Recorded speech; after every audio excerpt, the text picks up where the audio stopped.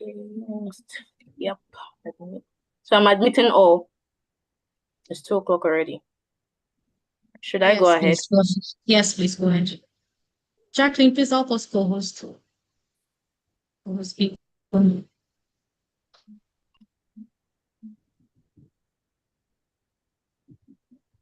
Cool. Please let's all mute our mics. Thank you.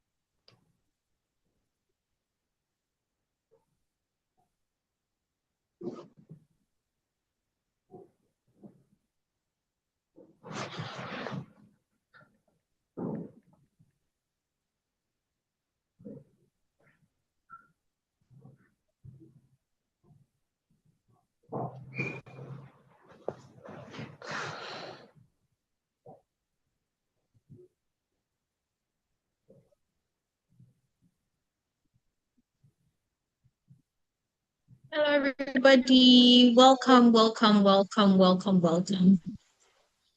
We're going to start in a few minutes.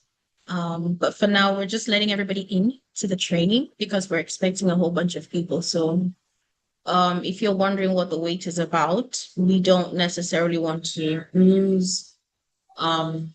many people to lose the start. So we're gonna start in a bit. But for now, just enjoy the music so far if my network will let me. So once again, welcome everybody.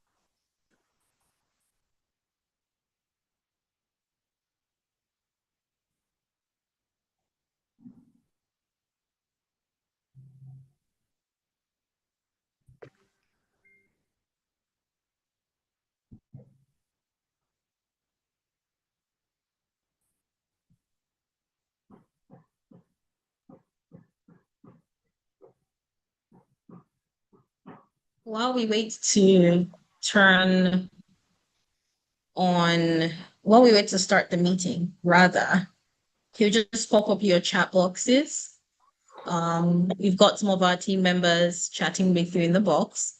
Let us know where you're joining us from. Let us know your names.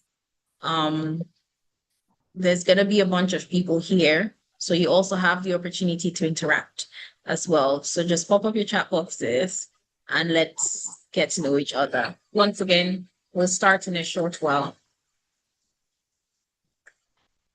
I'm going to leave my audio on so that we can enjoy the music while we do that, while we get to know each other.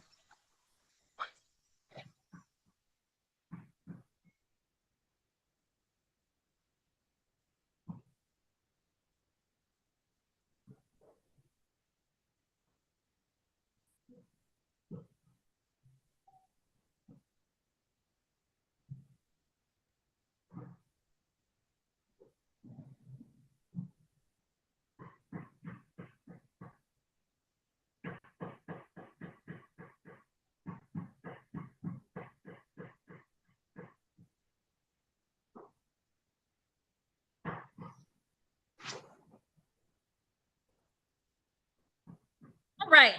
Thank you, everybody. Our guest is here, so we are going to dive straight into it. Before we do anything, while you put in your messages in the chat and get to know each other, we're gonna start this officially and the right way. First of all, my name is Fawn Peter, and this is the mental health training. It's January 11th, obviously, and this is on understanding depression and suicide prevention.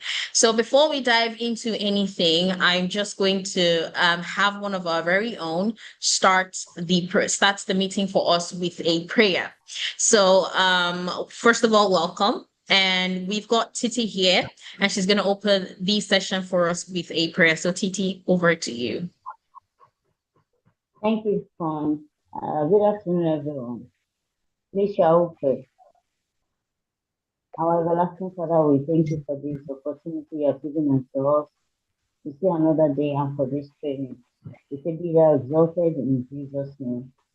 Father, as we go into the training, we pray as it concerns our mental health, that we'll have something to take home with and that will be beneficial to our health in the name of Jesus. I will pray for the speaker that you speak through her in Jesus' name. In Jesus' name we pray. Amen. Amen. Thank you so much for that, Titi. So once again, welcome. And this is the anti-suicide and depression squad. So we just want to say welcome to everybody. Thanks for joining us. Thanks for registering. Thanks for being here for the meeting, even after registering. We've already got 29 people here, so that's to tell you how many people are looking forward to this, and we have more coming in. I'll give you a brief introduction into Assad, who we are. The Anti-Suicide and Depression Squad is a subsidiary of the Executives Helping Initiative. Now, just start off by saying the EHI, like we like to call it very fondly, is an advocacy body.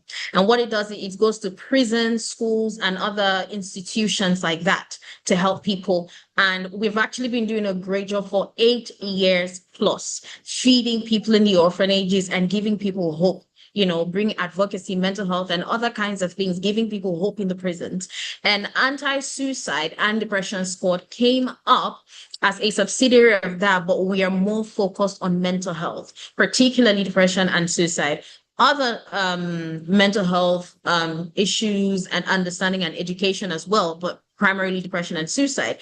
And basically, we do that through trainings, outreaches, support groups, and so many other things, which brings us to today. This is our training. We have this training every single month of the year. It's free for anyone to join as long as you register. And what we do here is we teach you, we empower you to be able to have better mental health, to be healthier, and to help people around you.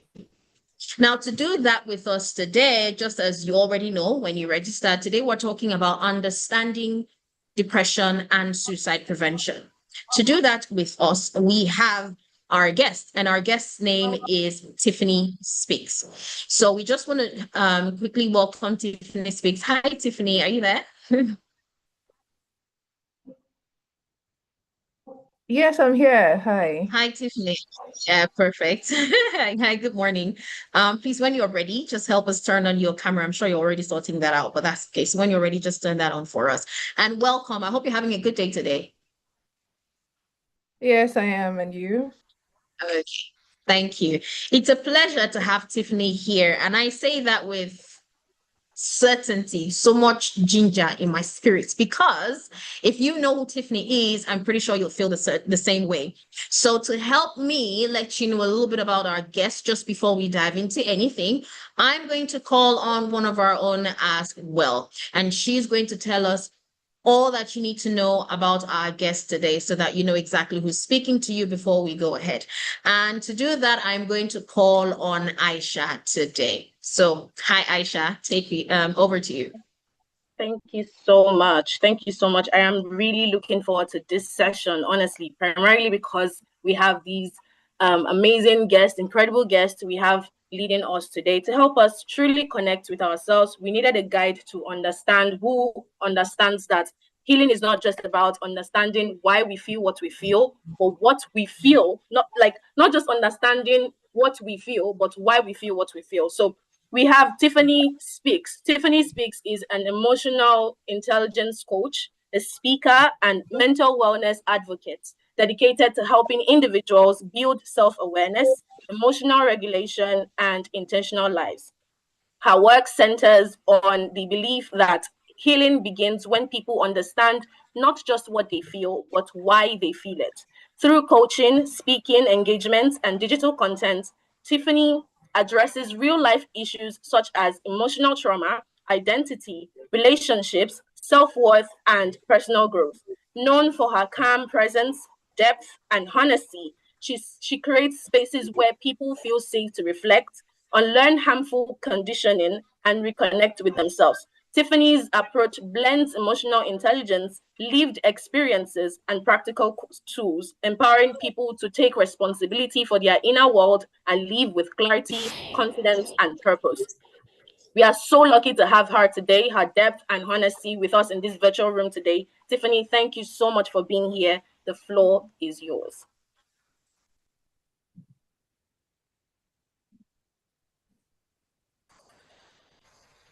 Hi. Can you all see me? Yeah. Hi. Okay. Yes, So yes, pleased yes, to be we here. can. We can see your beautiful face. So thank you guys for having me. When you guys were reading Mhm. the Bible, I almost asked, what are they talking about, please? So we're gonna have a lot of fun here today. I know when we say mental health, people are like, hey, she's gonna teach us the science and everything behind it, but relax. Um, the main reason I'm going to be using a lot of personal examples, so there's more relatability. So, and I will need you guys to encourage me. So you're going to engage me in the chat box. This is not going to be boring at all. You're not going to leave me to just be doing all the speaking. You have to connect with me here, guys. Thank you, Dari, for inviting me. Dari has been a good friend of mine for a while and is doing a fantastic job. Yeah, fun, Peter. Thank you. You're the first person cheering me on. I've marked your name. So thank you guys for having me here, and we're gonna have a great time. Save your questions to the end of the session so there's no form of interaction distraction of any sort. I'm going to share my screen so that we can start. But before I do that, how many people do we have connected to this meeting? We have 34 people. We Um, actually have about 55 at the moment. oh wow. Yeah, Okay. So yeah, then this is everyone's excited to hear you speak. No amazing, pressure, amazing, but we're here to support you. amazing. And I'm here, to pour out a lot. And one thing we need to understand is that we're in a very sacred environment. So the more I teach will be dependent on how much you're willing to pull from me. That is extremely important. So if you engage me, you pull out more. But if you feel like this is a class, then we'll treat it like one. So let us begin. But before I share my slide, I want us to do a little exercise. Some of us have gone to church today. Some of us didn't go to church. Some of us have been playing Christian songs, you know yourselves. Some of us have been scrolling through our phones, you know yourselves. But have we actually paused today to take a breath? Like, just take a deep breath. How many have we actually breathed today? Like, just stop with all of the activity around you and just be in that state of stillness. Observe the things around you and just, this is what I do. I take in a very long, deep inhale, hold it for like 3 seconds, and then just breathe out. And you see that, let your shoulders drop. Like me, self, don't try. So let's try it together. In, hold it, and out. You can even shout it. Ha. Yeah, so let's get out of the way. My I'll shout. open my screen. Thank you. I'm sure that helped. So we're ready for the session. I'm gonna be sharing my screen because we have give me a second, please.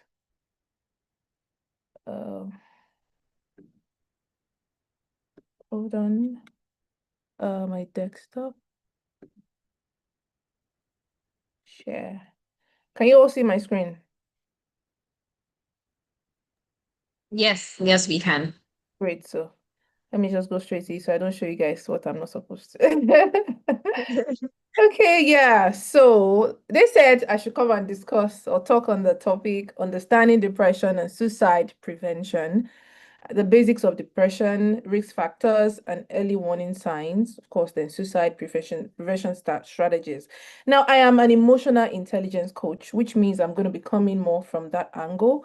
And before I start, I'll let you in on a little story of how my journey began.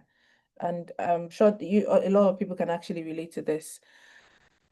I am the last child and the only girl of my family. I have three elder brothers.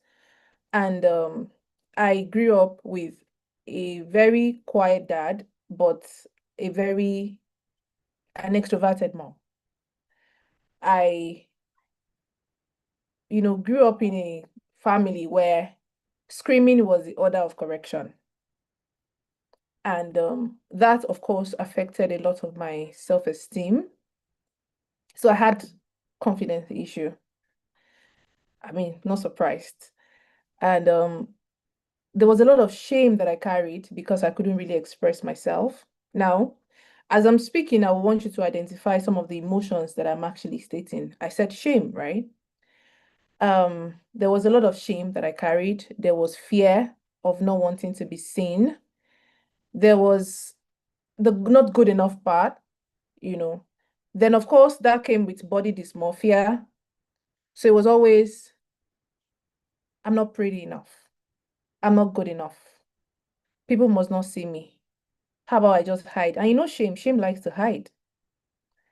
So I went through all of this and I was living in a complete state of unawareness, because if you don't know who you are, you would attach your identity to anybody that is remotely close to what you want to be.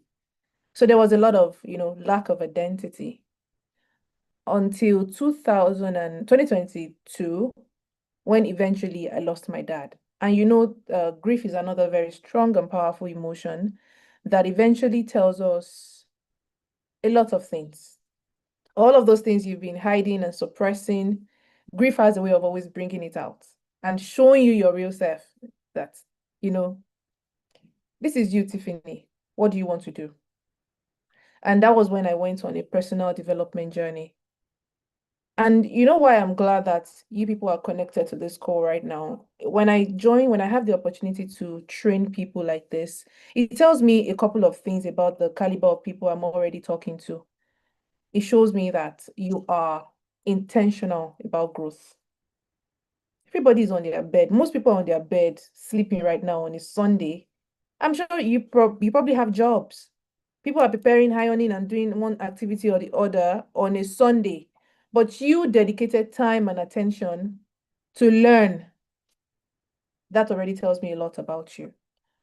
So I started my personal development journey. And the beautiful thing about God, when you are ready, He then aligned people that will teach you. He will bring them your way. He will orchestrate it divinely. And I would not really go into the journey that I really went, the before I got to the stage of personal development, grief did its thing. There was the denial, there was there was the whole lot of process involved in the grief, and he wanted me to really go through all of that. So, and sometimes when God wants to build you up, he will first completely break you down. You will get to that rock bottom, because I call rock bottom the place of clarity. You will now not have any choice but to still come back to him and say, okay, now that I am here and there's nobody else to turn to, use me. What should I do? So he said, hey, so now you're ready to listen to me. But I thought you could do it by yourself. So I was looking at you. So now you're ready. Okay, okay. I call myself Daddy's little girl. But that's just a bit of my backstory and how I started to. And while I was dealing with grief, I had major anger issue. Now that's one of the ways that devil would twist and trick your mind. So there was a lot of anger issue. There was a lot of, like I said, shame, lots of issues, all of these emotions. I didn't understand how to name my emotions. I didn't even understand the emotion I was feeling. I just knew that I was not fine. Then he said, firstly, you need to understand what you're feeling. You need to understand the emotions that you're feeling at every certain time, because emotions are what? Signals. They are not our dictator. They are supposed to give us signal, and then we make the decision. It is left to us. We control our body, not the other way. But a lot of times we let our emotions control us. I'll get into that. First I said welcome. We've done the exercise. You see, I'm already like in slide 5, but I'll slow down for you guys because we have a lot to learn. So yeah, why does this matter? Why do we need to educate people on depression? I think the word depression, I know the word depression has been used so loosely. When you don't have money, you say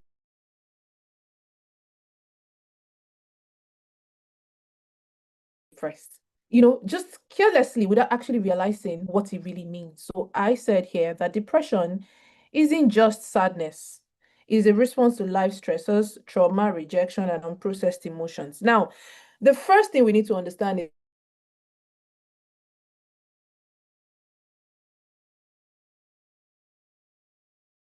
it usually starts with the fear of rejection. Am I seen? Am I not seen? And there's a research that actually shows that most people who are now depressed have at one point tried to connect, but somehow maybe they were rejected or they perceived rejection. So they go into isolation. So isolation, and of course, is one of the biggest things to look out for when people are depressed. So I'll go on. Our body and mind communicate through emotions. Learning to listen and respond rather than react is key. Now, like I said, I know that growing up, we probably just know about 5 or 6 emotions. Yeah, joy, sadness, happiness. Give me the ones you know. Name some of the emotions that you know in the comments in the chat box. Let me read from you. I want to know if you actually know your anger. Hey, number one, anger. Yes, which one again?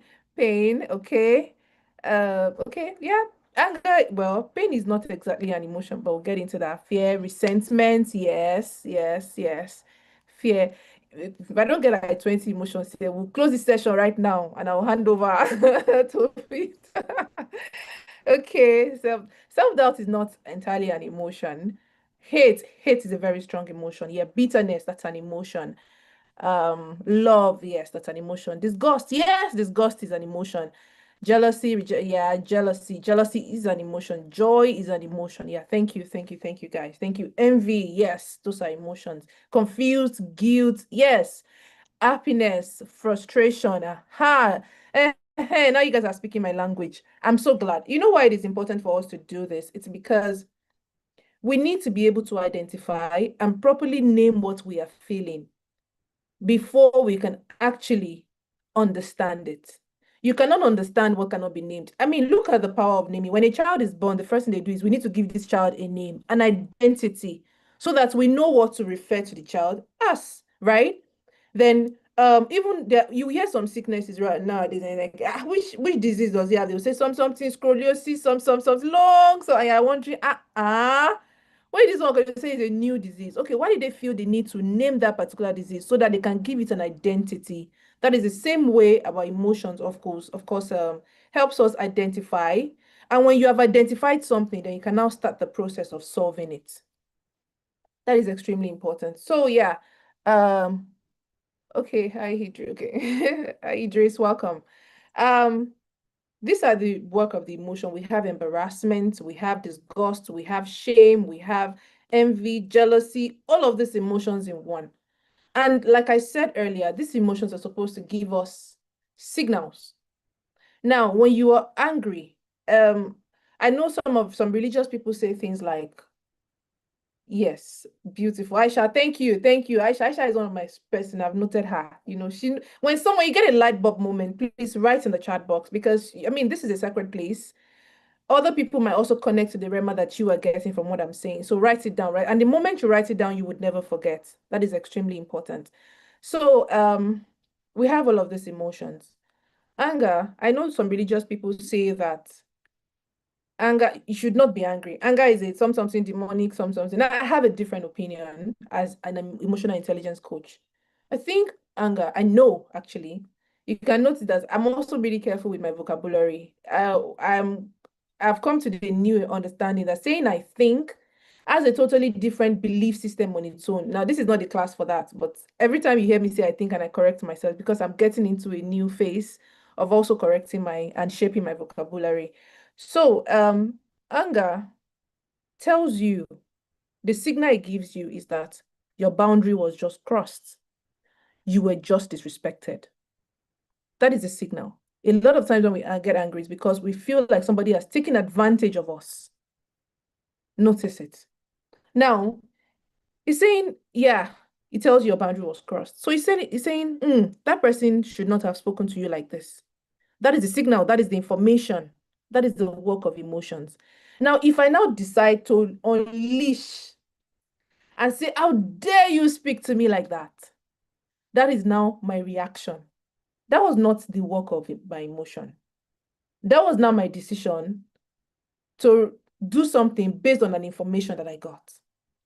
So now we have to understand that distinction. Fear, of course, tells you that there's imminent danger. Or imminent danger. Something strange is around us right now. Now, it might be that our brains are designed to protect us when there's an alien thing introduced into it, right? Now, I'm not used to waking up at 5 a.m. This is just an example. I actually wake up 5 a.m. every day. But let's say I'm not used to waking up at 5 a.m. every morning. But I decided that in 2026, I'm going to start waking up at 5 because I want to take time to meditate, study before the day fully starts. Now, what will my brain do in the first 1 week or 1 month of trying to wake up by 5 a.m.? It will do everything to convince me that I don't have to wake up at 5 because I'm introducing something strange to my brain and is wondering, my work is to protect you now. So this is an alien to us. I have to protect this from happening. So does that mean that the information my brain is giving me is right? That is what it perceived. But I know that that is not the information I need. Do you understand? Tell me yes, yes, if you understand. Tell me yes. Tell me yes. If not, I will explain it again. Yeah. Tell me. Good, good. Thank you. Thank you. Thank you. So that is it. That is the work of our emotions, our feelings. That is the work for them to give us information. I remember they are working with the brain. It is what they are perceiving, then they communicate it to us. But we are still, we are spirit beings living in a human body, which means we are living in our body. Our body will give us signals. Our body will give us communication. But we have to say, no, this is what I have decided because I still have the final say over whatever it is, over whatever physiology that is happening. I still have the final conclusion on what to do. Yeah. So, of course, there is also chronic stress and fear of rejection shape one's emotional response. I said that earlier. And like I said, when you are aware mixed with emotional intelligence, it means that you are intelligent with your emotions. You understand how to communicate and use your emotions. That's actually what it means to be emotionally intelligent.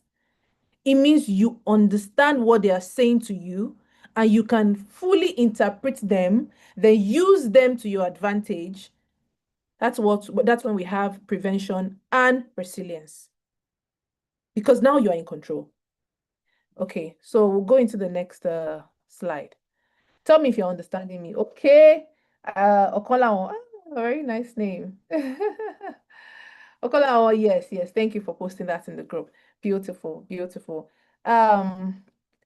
Yes, yes, yes. Yes, we understand you. Thank you, Janie. Thank you, thank you.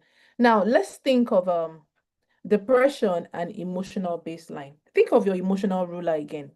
Ruler actually means please write it. Ruler, R means regulate. The U means understand. The L means labeling. The E means expression. And the R, yeah, somebody's right. Oh, beautiful.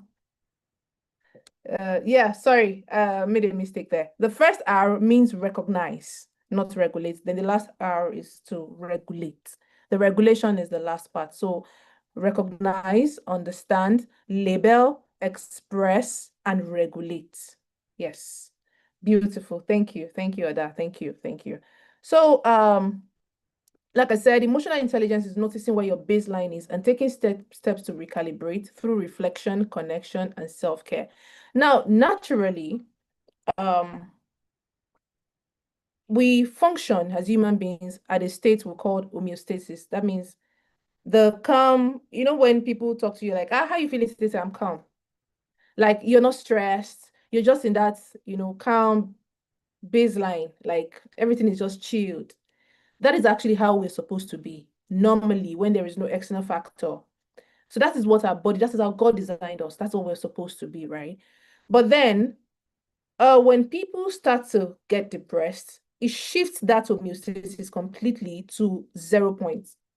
So it is very difficult. Yes, thank you for writing that, Khadija. Thank you. It shifts your body completely from homeostasis to always being in the 0 point. It means that it is very difficult. And that's why you will hear them saying, I miss just being genuinely happy and calm.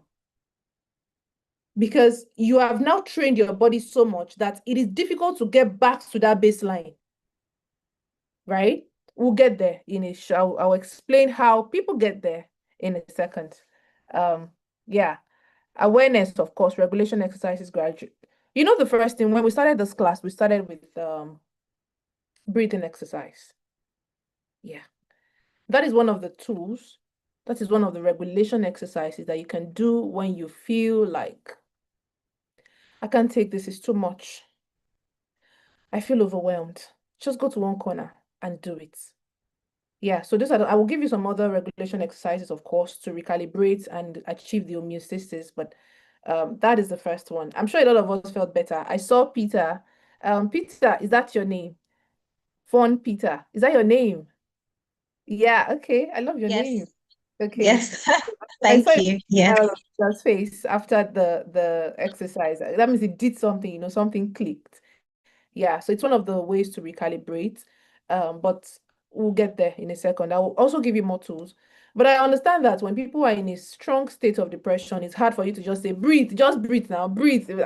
What do you mean? What I need right now? But I mean, before you get to that stage, there are little things that you can do to recalibrate yourself, especially when there are like strong stressors introduced into your life. They are not solutions, but there are immediate things you can go to, at least to be able to think clearly. There is a emotional foundations and lifespan scenarios. But now remember that when I started this session, I started by telling you how I grew up. Extremely important. And this is the reason why I started with that, because how we grew up, of course, shapes how we eventually learn how to self-regulate, co-regulate, and stabilize ourselves. And a lot of times we say things, it sounds almost like subtle bragging. I don't know if you've heard people say, I'm this kind of person that when this happens, this is how I deal with it. I'm this kind of person that when I love, I love you with the whole of my heart. But once I hate you, I've hated you for life. How many people have heard people say that? Do you have friends that have ever said that to you? Do you have people have ever said that to you? Yes, yes. I'm this kind of person that, you see, if I hear one more, I'm this kind of person, I will defriend you. Because what you're saying, because what you're saying is that this is me, and if you misbehave, I will cut you off, right? But we need to understand that our belief system is extremely important. What have they told you? I'm this kind of person that you have internalized. Who told you you are that person? Where did you learn to be that person? You know, it's so deep as I don't like it when people name their kids Junior or Babatunde. I'm sorry if you're Yetunde on this call right now, but maybe after this call, after this training, you probably would think about, the idea behind your name. Because our parents had certain emotions driving them at the time that they named us. They had a particular specific place they were in their lives. They were in a particular transition. They were in a particular condition. There was a particular reasoning behind the names that they gave us based on what they thought. Then that became our full identity and we ran with it. If you say that my name is Junior, it means that I named him because this is going to be mini me and he's going to achieve all of the things I didn't achieve and he's going to do bigger things and all of that. They've already determined what you will be. But what if I don't want to be mini you? What if your plan for me is not what I want to achieve? What if you named me maybe there's a lot of things, bad things happening in the family, then you now named me that, okay, good news has come. So because of that, you want me to be an automatic leader because of the condition of how you gave birth to me. But what if that is not my path? What if I want to be an artist? What if there's so many other things I want to do? And this is why it is important for us to understand the foundations and the belief system that we have. Who told you that's the kind of person you are? This is why I said I don't want to be saying I think, because there's a reason why I think like that. What if I am wrong? Just what if? I mean, multiple truths can exist. What if what I think is just half of what is actually going on? And that is why, as a human being, we need to open our minds to evolve and learn and change. People change. People should change. People should. So if you're with somebody and they're saying, hey, I feel like you're trying to change me, I think you should take a pause. I think you should take a pause. Because we should change. You can't use the same script to run your entire life. Oh, no, no, no, no. In an evolving world, the world changed in 2020 after COVID. So how can you still be saying I'm this kind of person that? I am learning. I am growing. I am open to shedding a lot of flaws. I'm open to changing characters. I'm open to changing a lot of things about myself as it serves me.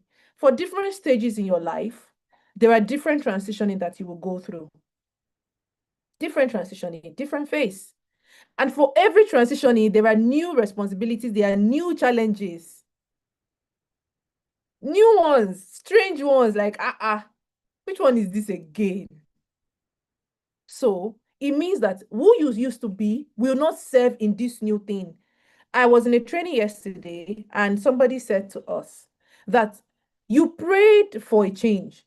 You say, a lot of us here will pray that, God, I want so much money. If I ask you how much you want to have at the end of this year, now you can see it's in millions. I know. Is there anybody that doesn't have financial goal this year? I don't know if you guys have done your vision boarding session, because one of the things I also really teach, I understand the power of visuals. Beautiful. You have your goal in millions. But do you think that the same you that has 10 million naira in your account right now is the same you that would have 150 million naira in the account? No. A lot of things will change. A lot of characters will change. A lot of mindsets will change. So we need to first refrain from saying I'm this kind of person that, men are in sizes and life are in faces. Beautiful. Faces. So if you are praying for a disruption, you better be ready for all of the consequences that will come with the disruption that you're praying for. So when they come, don't see them as uncomfortable. See them as, okay, this is the challenges that comes with this. Okay, how do we do this? How do we conquer this? I digress a bit. So I said early attachment experiences shape fear of rejection and self-worth. I've had to speak to a lot of women who tell me, oh, I have low self-esteem, I'm not confident enough, I'm not this, I'm not that. And then we dig in and we realize that it's all started from when they were really young, from all of those times visitors come to your house and you want to talk and your parents say, shut up. When children, when adults are talking, you keep quiet. It started from all of that. It started from those periods, and before you know it, those screamings, it does something to a child. There's a jumpiness, like, oh my God. And then it does something to us. It kills something in us. And then we wonder why we are the way we are. Amazing, amazing. Yeah. And then a lot of kids, or the times that they labeled our behavior as an identity. I'll explain that. When people, okay, um, imagine when you were growing up, you stole. How many of us stole biscuits? I know some good girls are here, some good guys are here. They say, I've never stolen before. Well, well. Imagine if you stole something while growing up and your parent caught you. My own experience was I stole biscuit from my mom's shop and I forgot the nylon under the pillow. Then the next morning they came to wake me up. As I woke up, when you sleep now, you'd have forgotten yourself. So the pillow had shifted from the biscuit nylon. And then they just saw it. I jumped back to cover. I said, no, we have seen it. Come up, come up. What is that under your pillow? It was biscuit that I stole. And then I got the beating of my life. But they forgave me because I apologized. Now imagine if after that experience, every time my parents sees me, they say, hey, welcome. Titi said, Miskin Island, girl, you're slack. You see? Right?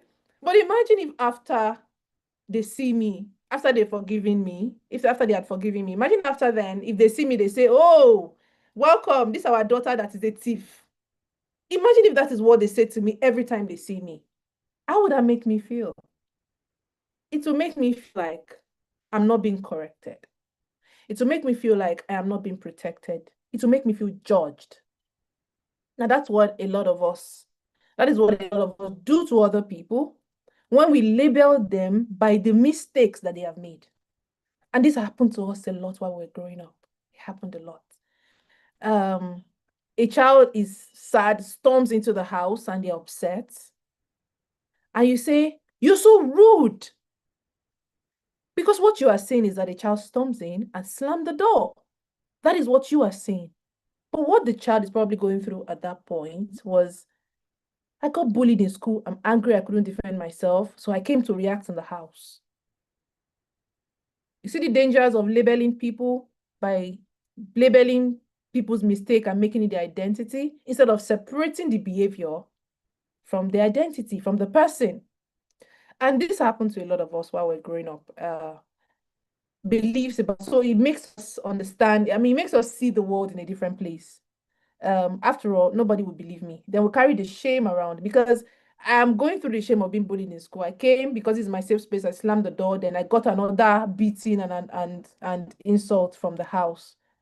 So who am I? Who should really listen to me? So most of us internalize and we carry all of this, and it shapes our character that we so proudly brag about now.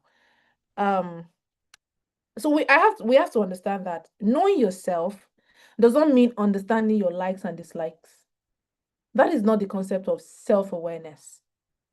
So people say, I'm very self-aware. It means they're telling you that I know what I like, I know what I don't like.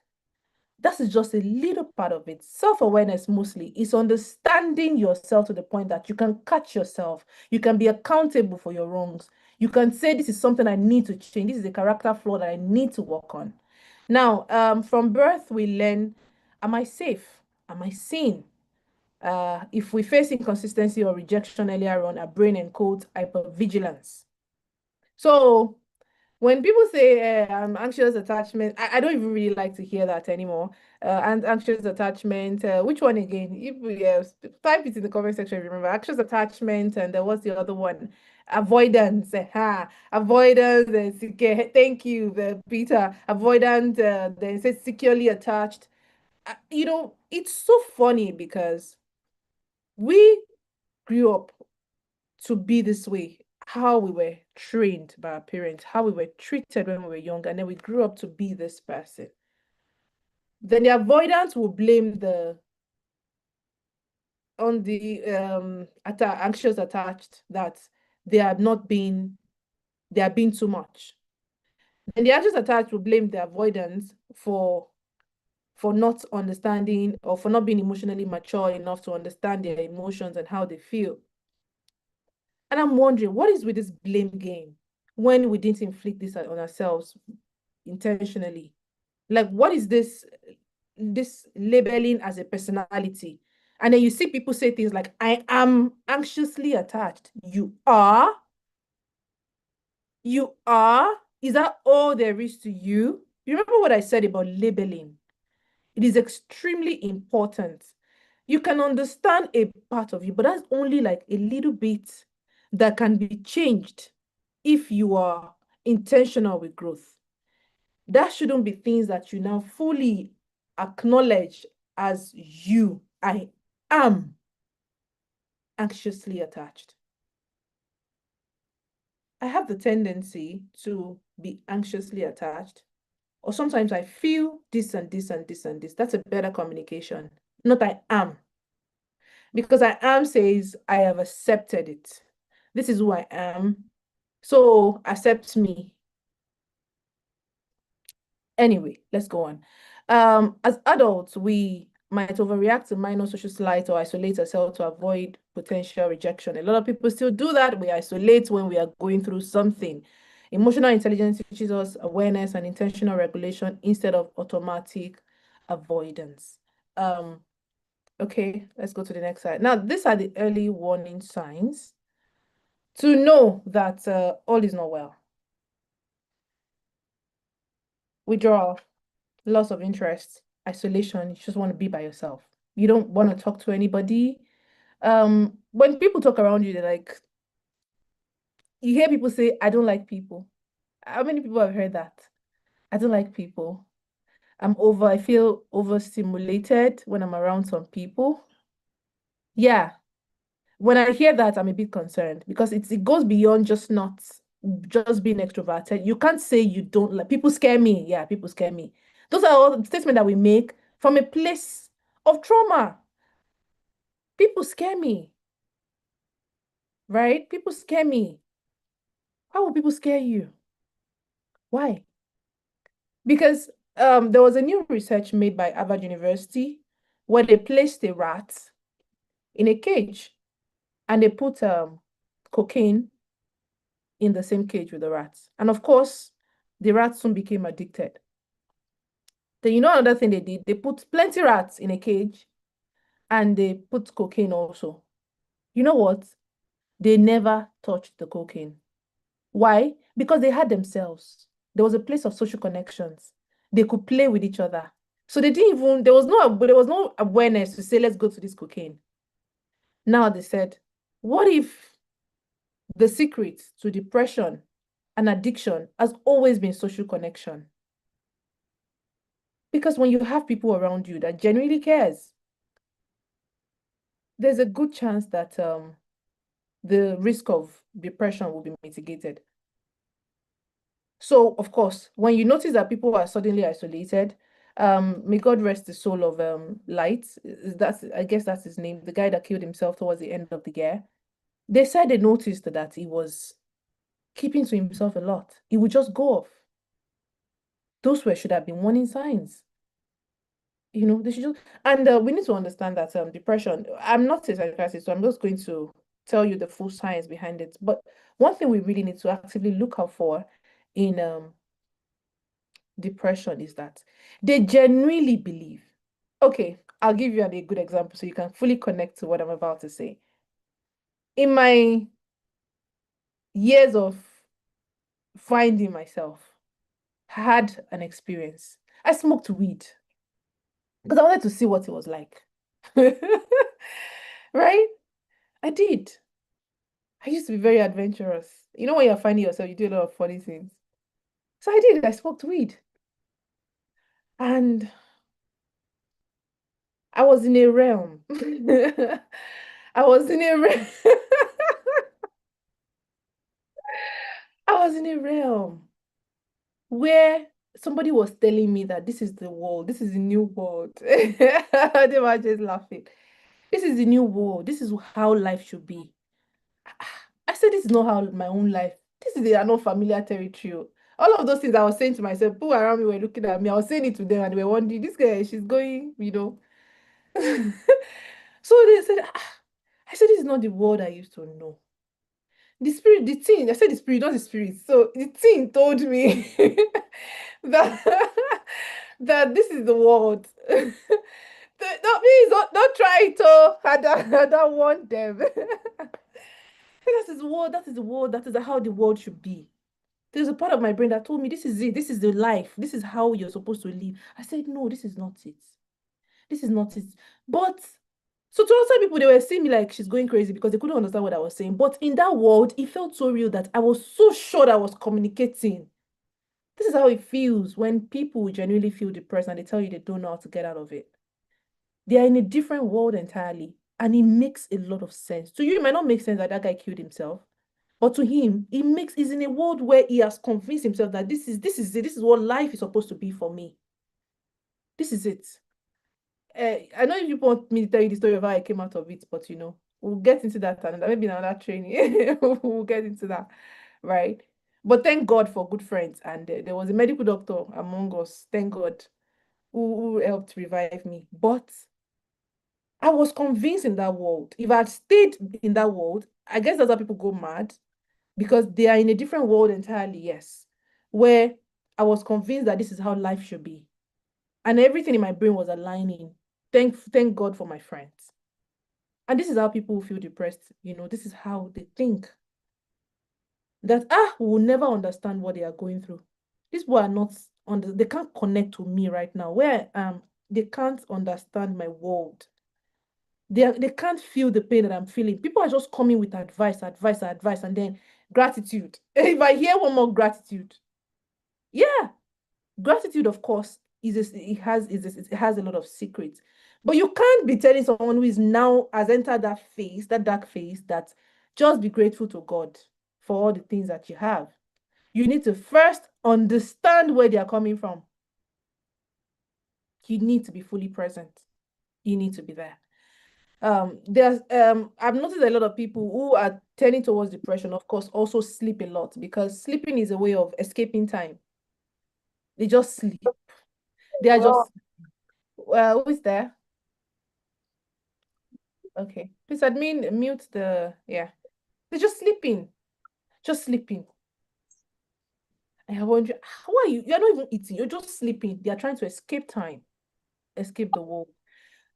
There's also hopelessness and persistent negative thoughts. Even when they eventually have conversation with you, there's constant nagging. Well, to you, it might sound like nagging, but they are expressing it. It's a negative thought. What if this never happens? What if hi. Whoever, please mute your audio. Hello, hello. We can hear you. This is a sacred place. Please mute yourself. Yes. What's spicy now? Admin, please, can you mute that? That's kind of distracting. Okay, thank you. So yeah, and like I said here, these signs are like flashing lights on your dashboard, not shame indicators, but information. If you notice that even yourself, you're starting to be constantly bombarded with negative thoughts. And that is why I always tell people to journal, and let your journal not be notebook on your phone. Let's not deceive ourselves. As you are writing notebook on your phone, the message popped up, you have checked, you have left what you want to see. 2026 is for those who are intentional.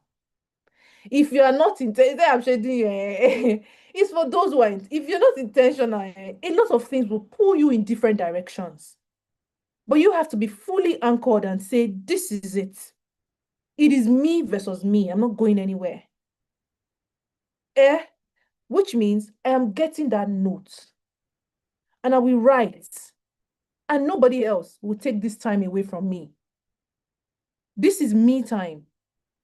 I don't mean selfish, be selfish, but I think, I think it's self-love. That this is my time. And no matter what comes up during this me time, I will not flinch because this is my time. If you're not stingy like that with yourself sometimes, you will miss out on a lot of things. Well, we're not on that. This is my time. Yeah, beautiful. Aisha, I'm seeing you. Titi. I keep to journals. Beautiful. Adebanjo keeps to journals. Two, you now see, let me tell you another thing, another secret. In front of your journal, decorate it. And then say, it's not just journal, decorate it. Buy fine journal. Don't go and carry one textbook that your younger sister, younger brother is using in school and they're not using again. You say, hey, there's still open, there's still page. I can use this. Don't try that. Don't try that with yourself, right? Get a nice journal with a nice flip, fancy, beautiful. Because when you buy things like that for yourself, you'll be more interested in writing it because even the journal itself is looking so beautiful. Decorate it. Aisha, something journal. It's time for a change. Make it dramatic. Be dramatic with your life. It is your life. Be dramatic. Well, oh my God, we say I'm so. It's already almost 3 o'clock. I can't believe this. I'm having so much fun with you guys, actually. Yeah, so we need to understand. Like I said, I'm sure when you said suicide, you thought it was going to be, you need to do this, life is already too serious. So we're not going to do that here. We're going to have fun. Going to have a lot of fun. Suicide, understanding and prevention. I noted here that prevention is very practical. We can't eliminate pain, practical and intentional.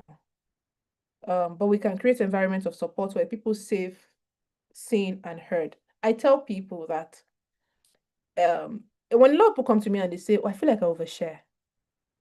I say, I get it. Because you want to feel seen, because you want to feel heard. Every single person wants to feel safe, seen, and heard. But the secret to oversharing, which is not what we're talking about, but I'll just give you guys the hack so you can always use it. If you're someone who always feels like you overshare, especially to the wrong people, flip it. Ask more questions than they ask you. Just ask. People like to talk about themselves a lot. So ask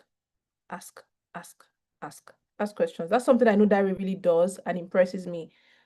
He writes several questions on his status and people would answer. And from those answers, I'm sure he gets a lot of clarity to a lot of questions that he has in his heart. And sometimes, even when I'm responding to some of those questions, I'm like, I never really saw it like this. But for me to have answered like this, that means that's actually how I feel. Ask more questions. Yeah. But to support people, like I said, ask questions. Don't ask questions that makes you sound like a judgmental person. Like, how did you now get here? But when you started feeling like this, did you not think you should talk to somebody? Have you ever heard questions like that? Or you see people who are going through a divorce or separation and you say, hey, but didn't you see the signs? If I hear one more, did you say, hey, they saw the signs. They just woke up one morning and said, today, oh, I want to be a scapegoat, oh. And then this, like, come on. Why? Why? If you really care, then ask questions that make it sound like you care. Questions that make people feel seen. How are you doing? I say I'm fine. Say, yes, I know you're fine. I know you're fine. But tell me, how are you really feeling? Like before you slept last night, what was the last thought on your mind? And then you hear people talk. Last night, I tried to sleep. But then there's this thing that has been on my mind. Then they speak to you. If you are the one feeling that way also, find people around you who genuinely care. If you don't have people around you that genuinely care, and that already explains one of the reasons why you're probably depressed.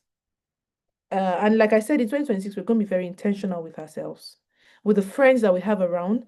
A lot of us have energy-sucking friends around us. They literally deplete and suck out your energy. Either by constantly telling you about their problems, either by constantly ruminating. I mean, there's a difference between someone who, yeah. emotional, like what Susan said, emotionally unintelligent people. You have to be very intentional about the people you keep around. How well can you talk to them? How well do they listen? Are they listening to respond to you, or they actually understand what you're going? Even if they don't understand, let them pretend to understand and get you somebody that can now understand. I mean, there's things that my friends will share with me that I probably cannot relate to because I am not in their shoes. But I would say, okay. Then I look for someone that can relate to them and say, I think you should talk to this person. How many of your friends really do that for you? How many of your friends do you do that for?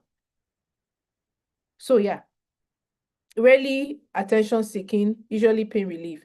People who are now being clinically depressed are looking for a fast way to get rid of their pain. They don't want to feel like this. I don't want to feel like this. And that's why it eventually leads to suicide. Like, I'm done feeling like this. I'm always unhappy. How many people here have gone through heartbreak? Tell me. It's okay. It's okay if you have not also. Yeah. Okay. Okay. Breakfast, hot one. Do you remember how you felt in those periods? You remember how you felt? You make me remember. You remember because you should have healed from it. So remember. If you remember and it still hurts you, you have some work to do. Right? How did you feel? Do you remember how happy you were and you just wanted it to pass? And then they tell you, don't worry, time will heal up. Now you're like, the time should pass quickly now. Like, why is this time is getting longer? Can I fast forward it? This pain is unbearable. Now imagine constantly living in that space, in that constant feeling of hopelessness. Now, at least they said at break, time will pass. You'll meet somebody else, that one will pass. But this one, there is no hope of it ever passing. The negative thought has now been dominant in the head. That is what they sleep to. That is what they wake up to. There is no hope. Now, remember I said that early signals connections reduce risk. Social connection, social connection, social connection. You cannot say I'm a loner and brag about it. It is not a nice thing to brag about. I'm a loner. Nah. Even extroverts have friends. Because yeah, you're an extrovert. But remember, I mentioned something about labeling. I don't like to use those labels for myself because I know I'm subject to change. I can change anytime. I don't mean that I am not dependable. I mean that I easily fix things that I know is not working. Easily, easily, easily. Okay, okay. This is what my friend said this, and I have friends who give me very honest feedback. Like, there was something you said and this, I think you should not have done it like that. And I'm like, okay, okay, okay. And then it will also go with my own confirmation that, okay, this is actually true. Because, I mean, I have a conscience, I have the Holy Spirit, He also speaks to me, I understand. So once they say something, I know that, you have seen this thing. They just confirmed it. And I start working on it quickly. As I'm speaking to you, even as I'm a coach, I am still undergoing a lot of personal development trainings. Because it's one thing to teach something, your life have to reflect every aspect of it. Every single one. And there's one that you see that, this is still a bit of a problem. You run at fixing it quickly, swiftly, right? So yeah, so social connection is extremely important to me. Social connection should be extremely important to every single person on this call. So if you don't have good friends around you, if you don't have friends that make you feel safe, it is time to actually, check your circle. You need to adjust and fix that. 2026 is not the year to have friends who are not friending around you. Yeah, yeah, the friends should be friending. You get what I'm saying? Um, Connection, communication, and care. You should have friends who connect, who you feel connected to. You should have friends who communicate properly with you. If you have friends who are doing silent treatment with you, you are not ready. You're not ready. You can have friends who do silent treatment with you. You are keeping malice, but you say you are still friends. You're not ready. And if you have friends who tell you how they feel, and the first thing you do is defend yourself, you are also not ready. Yes, it's a must to have a friend, Titi. It is a must. You should have good friends. You should have good friends. Yeah, friend. Yeah, you should. You need friends. You need connection. You need people. You need people. And is it compulsory to have friends? It's coming from somewhere. That's a belief system. It's coming from probably friends have shown you shaggy. And you're like, is it by force? Yes. You should have good people, good friends around you. That is my friend. We don't have to see every time. We don't have to talk every time. But I know that he has my back and I have his back. You should have people like that around you. You should. Um, Care, of course. I was going ahead, sorry, I was going somewhere with the silent treatment. Um, you should grow enough where you have friends who are not expecting you to read their minds. You're not God. But you should have known that this thing that you said upsets me. And that's why I've not been talking to you. I should have known. How? How, please? No, you should have friends who tell you that, hello, you said something that hurts me, and I'm not okay with it. And this is just me digressing a little bit, but these are, like I said, I teach using chronicles of real life issues because these are the issues that we face every single day. And these are the little things that pile up and become a problem for us. Some of us are too defensive. Every day. And I say, good morning, ma'am. I'm sorry. I made up my mind. I'm not Is going to that greet for her. me? You know what's happening to you? I'm sorry. Someone's Sorry. I mean, I sorry about that. Now all of you know the judge I attend. Why? Apologies.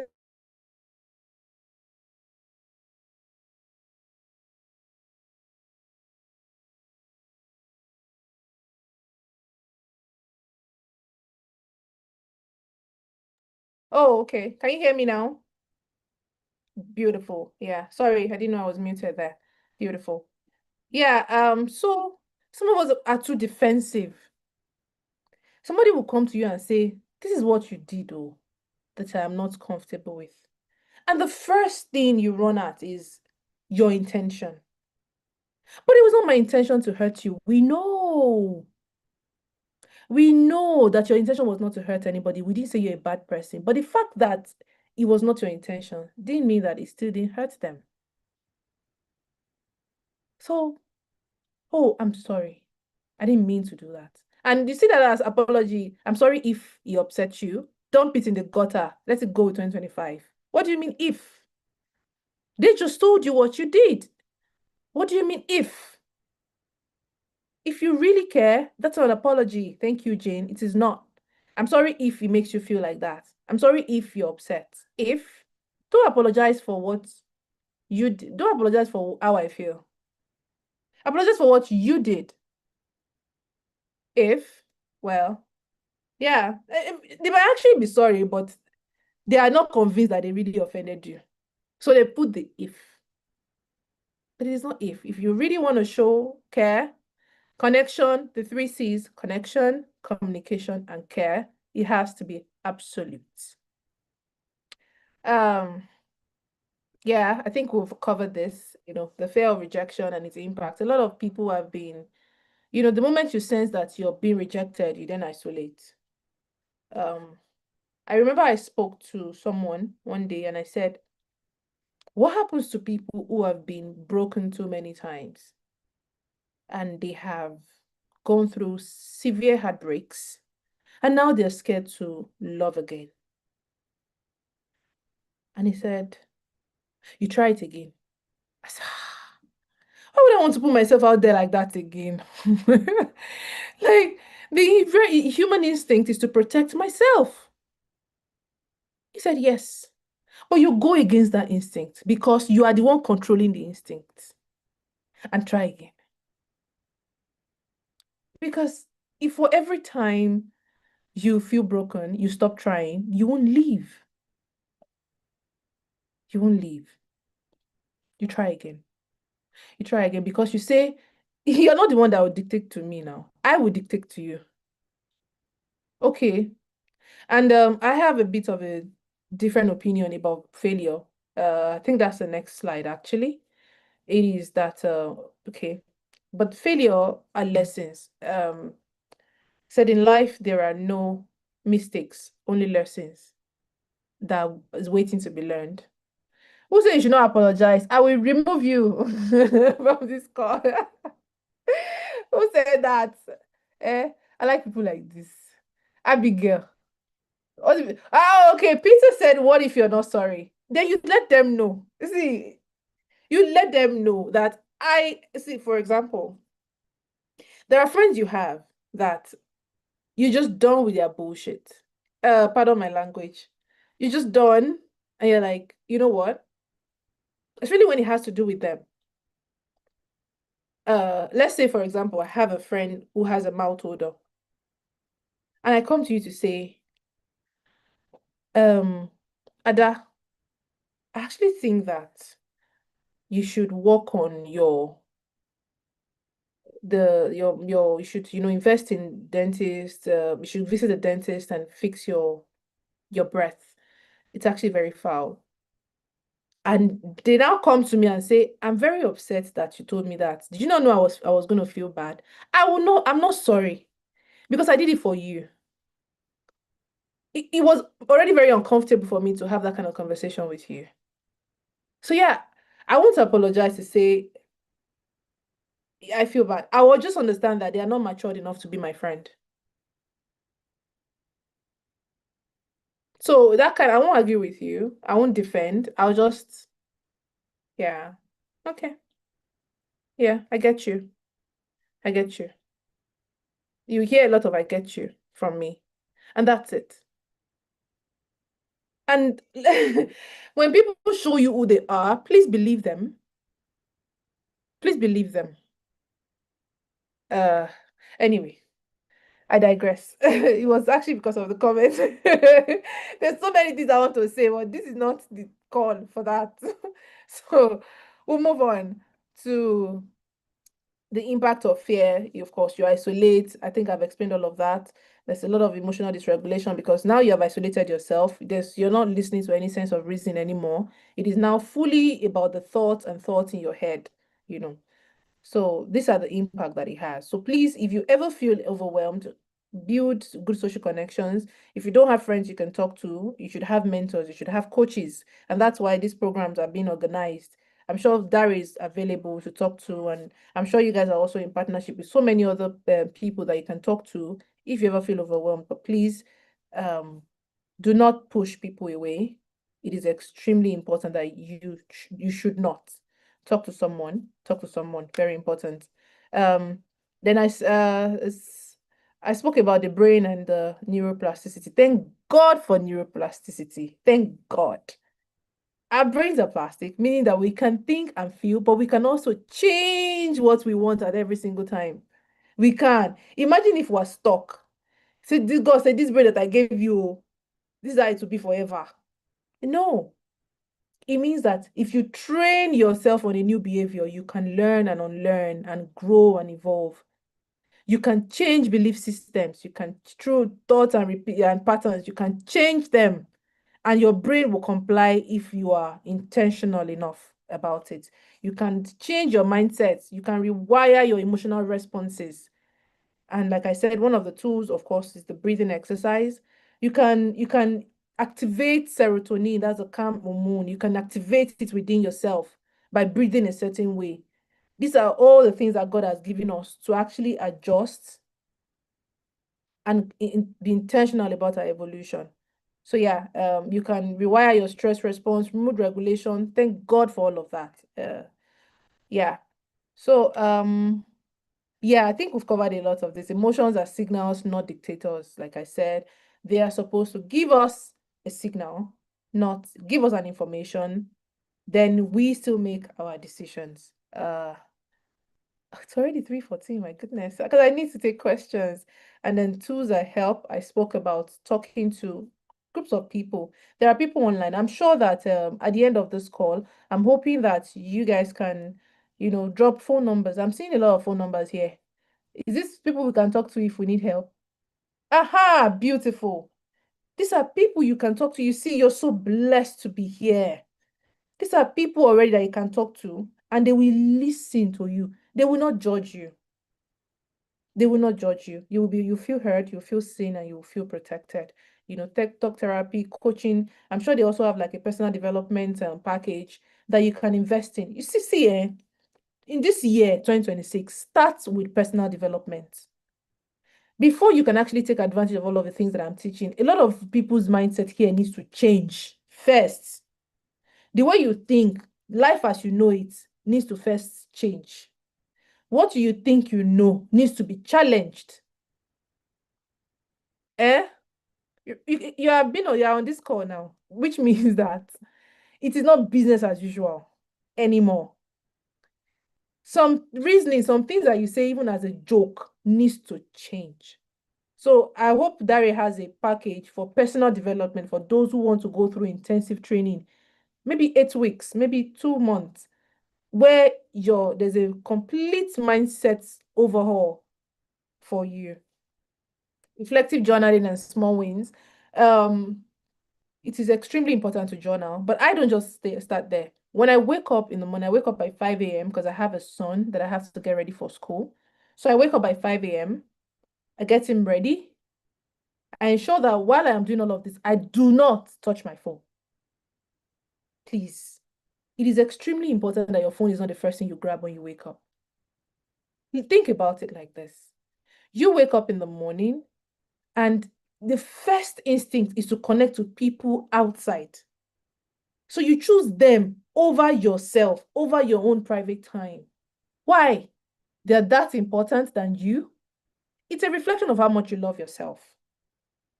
So you said have hot 15 minutes. I think Mel Robbins called it hot 15 minutes. 15 minutes to yourself, even if you just to lie there. Stare at the ceiling. Say a word of prayer. Say something to yourself. Say it. The first day you do it to be hard. Your hand will be doing like this. I need to grab this phone. Oh, my phone. Oh, you can now even succeed and grab it. But say, okay, we go again tomorrow. Try it again. See, giving up is in your mind. Remember when I said mindset shift? Giving up is in your mind. The fact that you failed today means that, okay, I need to now, maybe tomorrow when I want to sleep, I'll keep the phone in the parlor. If Tiff now come and you can't and see your phone, don't say Tiffany I said we should keep our phone in the parlor. That is completely on you, right? But to put the phone away from yourself where you can easily reach it. Keep it away, right? And just leave it there. Then at least if it's not close to you, will not grab it. Then you get it. Do what you have to do. Then another important thing, a lot of us here, the things that we eat needs to change. Everything works together. For you to look a certain way, for you to feel a certain way, it also depends on what you put in your body. What do you eat? Some of you, I heard somebody told me I have to drink Gary every night before I sleep, and I'm wondering why. I'm not saying Gary is bad, but why? Why would you put that level of carbs in your body at night before sleeping when you know that it will not be fully digested? So you wake up feeling heartburn, there's a lot of you're giving your system overwork. Like, why? See, this one is so personal to me that you can hear me stuttering. Why? What you feed the inside is what comes out on the outside. You see people that say, oh, they have glowing skin. You think it's just skincare. It's not just skincare. They watch what they eat. What is the first thing that goes into your mouth in the morning? You drink water.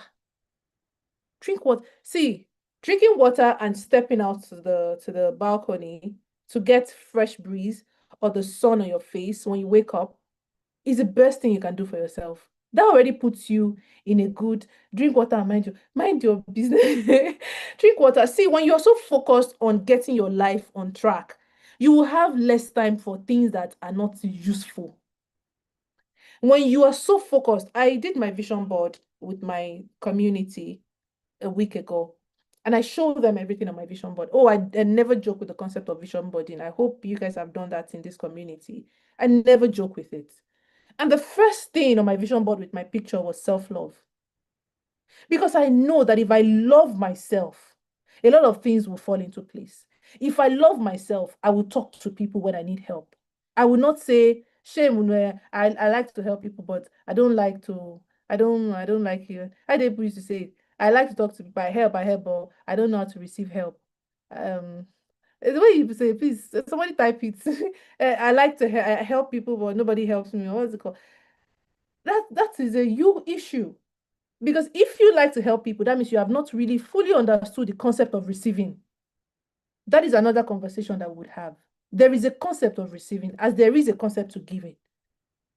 And that's why you will see people who are constantly depleted, being there for everybody else but themselves. Because you have not understood what it means to receive. Well, that's a different conversation to have. So yeah, you put the right things in your body. My own routine is I wake up in the morning, have blended smoothie. I don't joke with my smoothies. I do not. I always feel like it's better to drink it than to chew it. Well, so I have what I drink. After I drink water, I drink that. And I do intermittent fasting. Sometimes I eat by 12, sometimes 1. And I only eat when I'm hungry. Now, this is for me. Oh. I wasn't people should go say, this is how Tiffany does it. That's how I want to do it. It is based on my own body weight and my, based on what I've been given by my trainer. I go to the gym also. I do not joke with fitness. Fitness is extremely important. So you can afford gym for now. Take a walk. Evening walks are one of my best, very therapeutic. You plug in your headset, you listen to podcasts, you take a walk, there's breeze blowing your face, you're seeing people smiling, you're seeing people fighting, you're seeing all of those things. It does something to your brain. Yes, people fighting. I'm not saying put mouths there, but shall pass. You find it amusing and fascinating that people. I find human beings very interesting.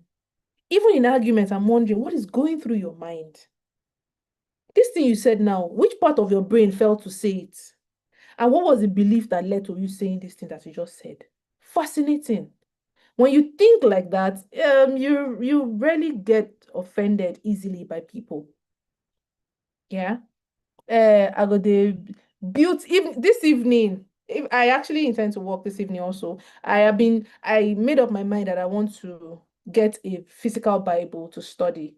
A lot of times we have Bibles on our phone, but we know we don't read it. So today I said I'm going to workshop and I'll buy a big Bible and be, actually reading and marking it out. So I intend to actually take a walk this evening myself. Too many mosquitoes in your estate. Make it bite you now. Wear long something, wear long trouser, wear long baggy. It's evening. I didn't say night. Oh, before you say something happened to you, they stole your phone. I said evening. Between 5, 6, 7, 7:30, be in your house. I beg. I said Tiffany said we should be doing a walk and I stole my phone.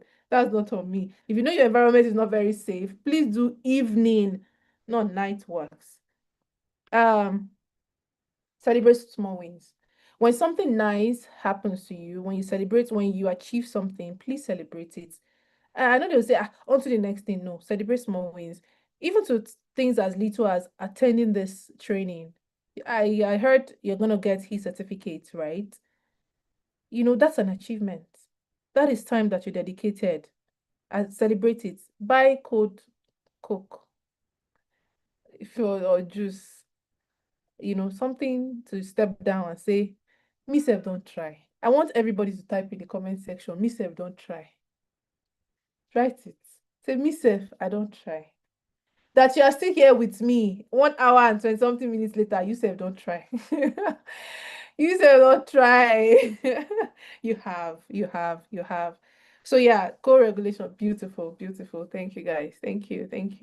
I love to have this kind of audience, when I'm having trainings.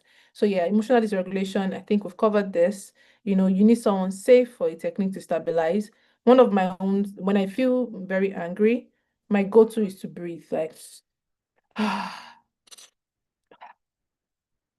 you see me do that, you know that, God, Tiffany, don't vex. I'm looking at you, but I'm breathing like, okay. But by the time I do it like 2, 3, 4, 5 times, then my amygdala goes offline, then the prefrontal cortex starts to come online and it starts to tell me, let's think about this in a more logical manner. What if that's not what it meant? What if you're the one misinterpreting this? Just what if? So I start getting a lot of what if. And once you start getting a lot of what if, you start to calm down. You start to think more logically. Yeah.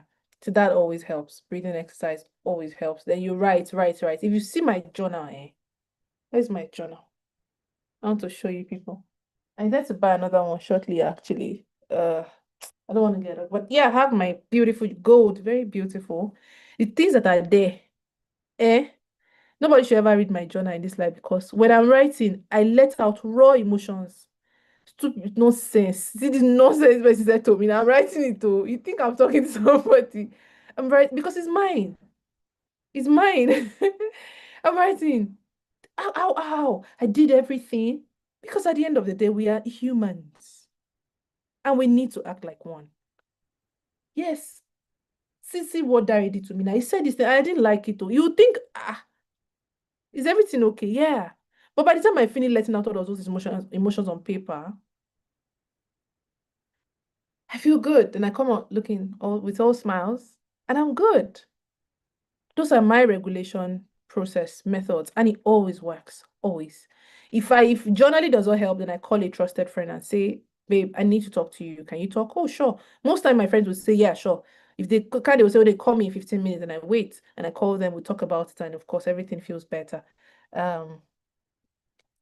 I don't burn my journals, though. I don't because I don't have anybody that's actively wishing me harm to release it. So I've never felt it. I feel very safe around people around me. So I've never really felt the need to do that. People in your house if they're nosy, yes, wisdom is profitable to direct. It means that you probably have to be more careful with your journal. Yeah, extremely careful, and maybe now use the ones on the phone where you can lock. Maybe not the physical ones, because yeah, you have to be extremely careful when it comes to that. Sorry, hold on, please. Okay. So yeah, there are cognitive patterns and mindsets that we need to be aware of, which is the negative filtering. And this one is extremely important because some of us, there are people who are depressed but highly functional. They call it the highly functional kind of depression.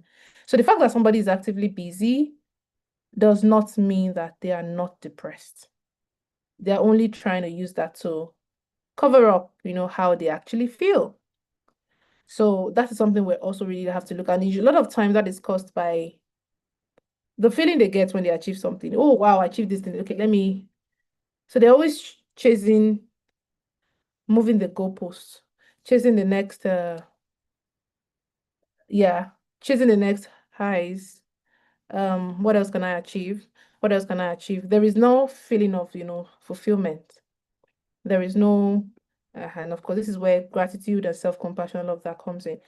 You guys give me 1 second. I'm a little distracted. I saw something that got me a little distracted. Just a second, please. Hi, admin. Can you give me 2 minutes to log out and reconnect in just 2 minutes? I need to quickly fix something. I think That's okay. Yes, please. Just 2 minutes and I'm back. No problem. Thank you. Thank you. Okay, so while we wait on our guests, phew, guys, let me hear how you're feeling in the chat. Okay. I mean, it's been a wonderful, wonderful session so far. Let me know how you're feeling. Let me know if your benefits. Okay, someone's already dancing. Let me know what you're gaining, if you're gaining. So I mentioned in the chat earlier that if you came here with a heavy heart, I hope you are feeling better. Because one thing I like about the way she teaches is that it's not this very serious, very strict way of teaching. There's a lot of fun, laughter, and interaction. So I think that goes a long way in helping us feel better, understand, and still digest. Yes, exactly. Someone says I was having a terrible day when I joined, but I feel so good now. That's great. Thank you so much. We're grateful. We're actually happy to hear that. I'll just say so impactful. Thanks. Ada says exactly. Guys, I love it. Thank you. I know that she'll soon open up for questions. So if you have questions you want her to answer at the end, just put it down. But mention them, please, to answer at the end. We'll just keep them down somewhere so that once it gets to that time, we're not rushing. In fact, her way of teaching is very therapeutic. I know it feels like you're talking to a friend while you're getting trained at the same time. Does that make sense? I'm really loving it. I think our guest might actually be back. Let me just confirm that. I think she came back I'm in. back actually. Thank you, guys. Okay, yes, thank you. Yeah, I was just asking everybody how they were feeling and how they were seeing the training, and everybody's loving it. Oh, wow. Someone says they're having a terrible day, yeah, but then now they feel so much better. So thank you so much for that. I'm gonna shut up now and I'll let you take over again. Yeah, I'm so glad that everybody's learning and we're having so much fun while at it. I don't believe that learning has to be so tedious, because we're talking about life issues here and we have to first be human before anything else. And if you have to communicate with human, you have to communicate in a way that you can truly resonate with you. Let's leave all of those years in classes where we have to have a drawing board. I mean, there are times I do that, but this is human beings we're talking about. This is human lives we're talking about here.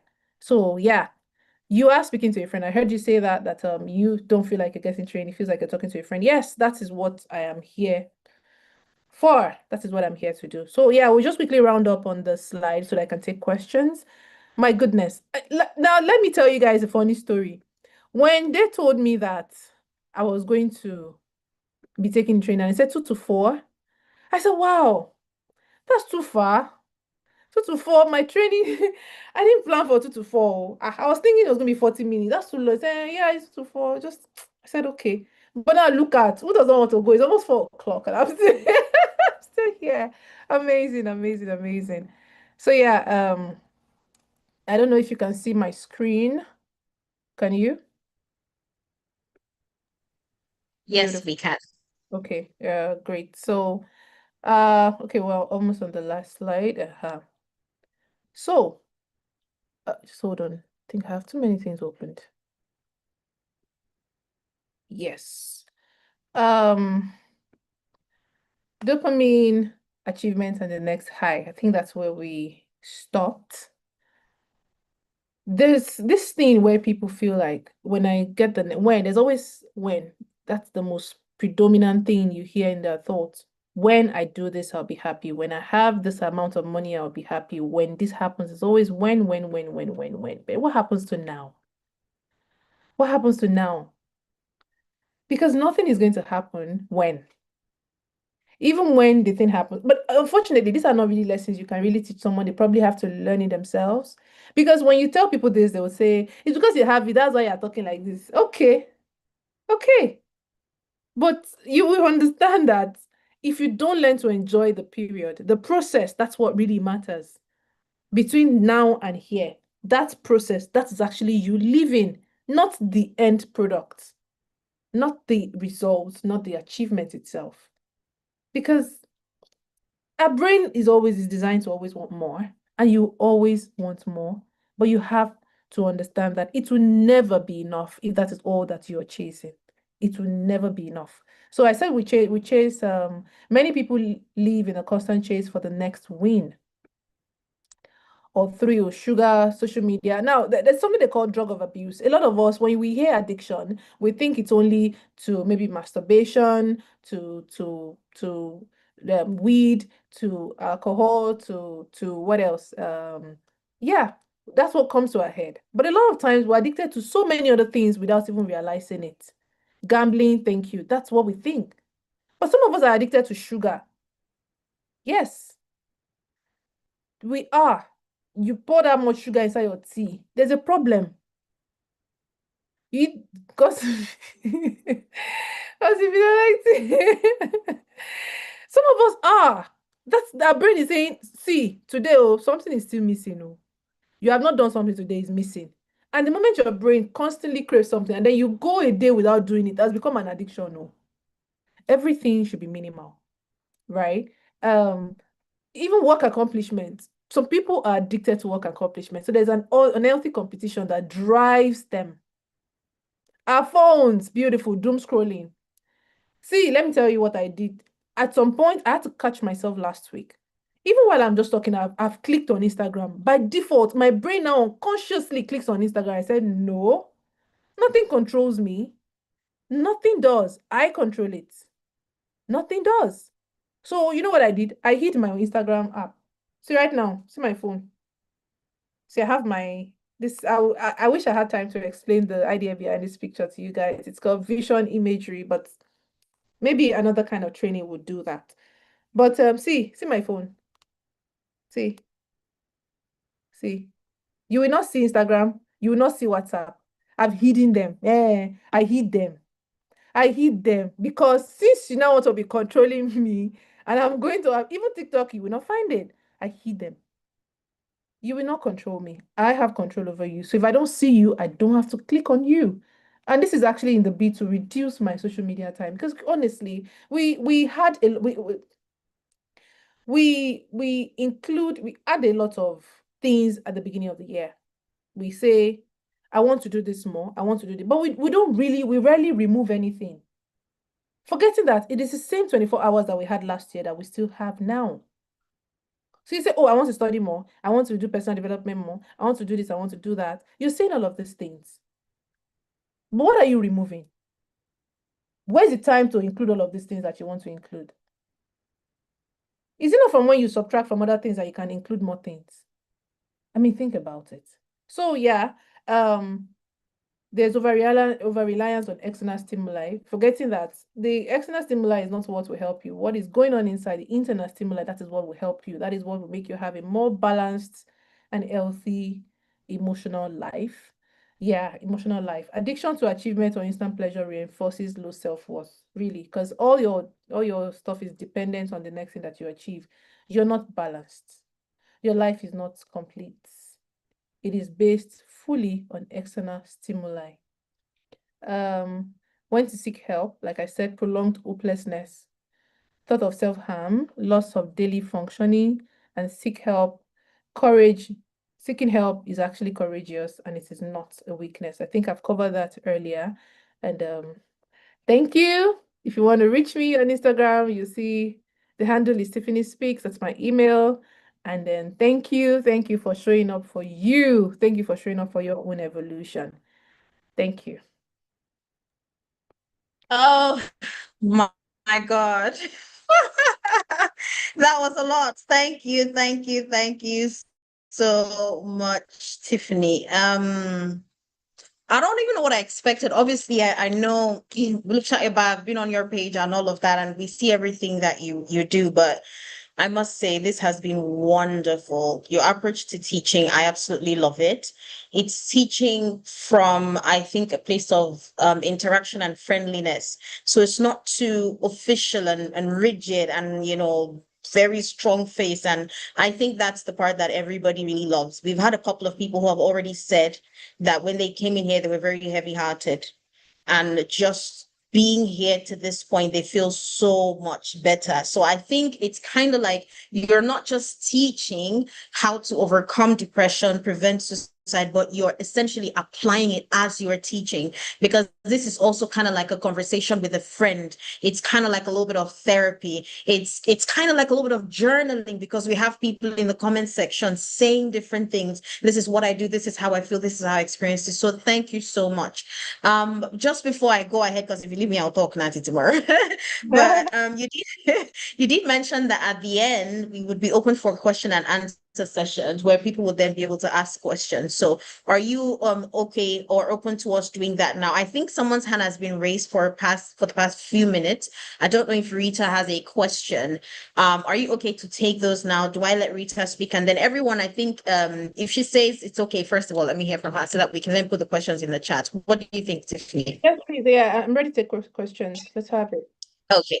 Okay, perfect. Thank you. So guys, if you have any questions, we've got like 22 minutes. We don't want to keep you here too long. We also don't want to keep Tiffany too long. She's been talking for a bit. So if you have any questions, please put them down in the chat. I'll read them out to her. Rita, you had your hand up, and Ada, you had your hand up. So I'm going to take Rita first. Even if it's not a question, you can go ahead. Rita, please, can you unmute your mic and go ahead? Then Tiffany will respond.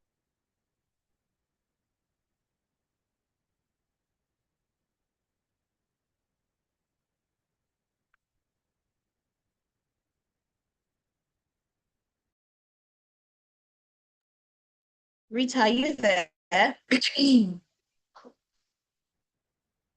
Okay, I'm not sure she knows or if she's there. Rita, if you're having a little bit of an issue with your audio, say so in the chat, please. Ada, please go ahead while we wait for we try to sort that out with Rita. Yeah, good afternoon, everybody. Good afternoon, Miss or Mrs. Tiffany. I don't know, but good afternoon, Ma. Thank you for your time. Thank you for your thank you for the whole lecture. Like, it's just a power packed. Yeah, thank you. So what I want to ask is, if you're in a situation whereby, your home is actually that depressing cave for you, and you know that no matter how much you go and come back, you would always find yourself in there, what would you do? And I want you to answer this question, not because I'm the one asking, not because I'm the one that needs it, but because of people that might not even know they need it out there, and that will literally need to know what to do, things to put in place to actually be able to live in their home, even when it is actually not a safe space for them mentally, because it's not everybody that can actually afford to maybe rent an apartment right now, or is able to actually stay on their own for now. So what do you think can be done, and measures to put in place to be able to still live while living? Thank you. Thank you very much, Rita. So I remember when I was growing up, Miss Tiffany, please, because you asked, if you were not sure if it was Miss or Mrs. I remember when I was growing up, I grew up in a very chaotic home, and when you actively start to learn and know better about yourself, you cannot automatically now assume that the other people, because I know, they should also know. No, it doesn't work like that. So this is how it works. I spoke to a friend of mine a few days ago. Remember, I said I do a lot of chronicles of real life issues. It means when I speak to people, I see through their insights and learn a thing or two about, their situation. My friend said that our boss wanted him to do admin, but he said he knew that admin was not for him. So he decided to do programming because that's what he's always wanted to do. So he learned programming. And he said it was very hard. He said at some point, programming will make you question how intelligent you are. He said, but he noticed that the moment he was able to conquer programming, every other thing became easier for him. So I said, so you did the hard thing first? He said, yes. Now, let me relate that to what you're saying.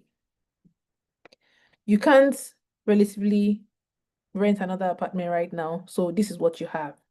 So what do? You switch your mindset to, as long as I am here, I have decided to enjoy and see these people for what they truly are. It is a mindset that make you feel like, oh, these people are the ones making me depressed. That is one mindset. Another mindset says, what is it about these people that makes them behave the way they behave? So now you have switched from they are getting me angry to I want to understand these people, why they are like this. Remember, the focus has shifted, right? That's number one. Number two, you see what I've learned? I lost my dad in 2022 and my mom moved in with me. And remember when I started this session, I said that I grew up with an extroverted mom. That is just putting it mildly. So I didn't quite have a relationship with her. All of the screaming and shouting was her. So there was a lot of blame. So even when she started living with me, I was like, I love you, but I'm not really sure I like you like that. I mean, I love you because I have to, because you're my mother. So a lot of things she was doing was I found it very overbearing. I was constantly angry until I flipped my mindset and say, if this woman decides to live with you for the rest of her life, are you constantly going to be unhappy? No. So what did I do? I started to study her. She became like my little project. Not project per se, but like I flipped my mindset. Like, why does she behave like this? Why does she think this way? What made her like this? Did she grow up with a wicked grandmother? Was my grandmother wicked? Why does she shout like this? How they used to treat her. It became very fascinating for me. So when she does things, I'm like, she's wondering. Because I understand that my happiness is completely my choice. And I will not give you people the power to take it from me. You rather became the thing that I study. And the moment I started to do that, and she sees how much work I've been putting on myself in personal development, I started to rub off on her. Maybe the reason the person is still in that home is so that the other family member can learn a thing or two about personal development. Now, you see that thing where we try to correct people. Please, if you do it, stop it right now. Where you say, no, I think you should have done it like this. This is how to do things properly. I beg, stop and move. You go frustrate. You're gonna frustrate. Why don't you live your life and show people, let people learn from the way you live your life, from your own peace that nobody can take anything from. That would be my advice. But then another thing would now be that you will now take your personal development and your financial development seriously, such that you have a plan. By 2026 December, I want to get my own apartment. How can I achieve it? All of this mindset shifts is the one that will bring the right businesses, the right ways to approach and get enough money to move out of that place. Because you can only manage it for so long also before you crack. So everything is still dependent on mindset shifts. What can I do to make money? Now you have a goal. So it is now, Yoruba people will say suru to lojo. It means that there's a timeline that you're working towards. While you're in that timeline, you then look for a coping mechanism, which is one of the things I had said earlier, to cope with your period being there by working radically on your mindset.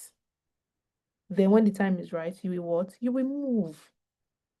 Don't focus too much on what they are doing to determine how you feel. There's too much focus on them. The focus should be you.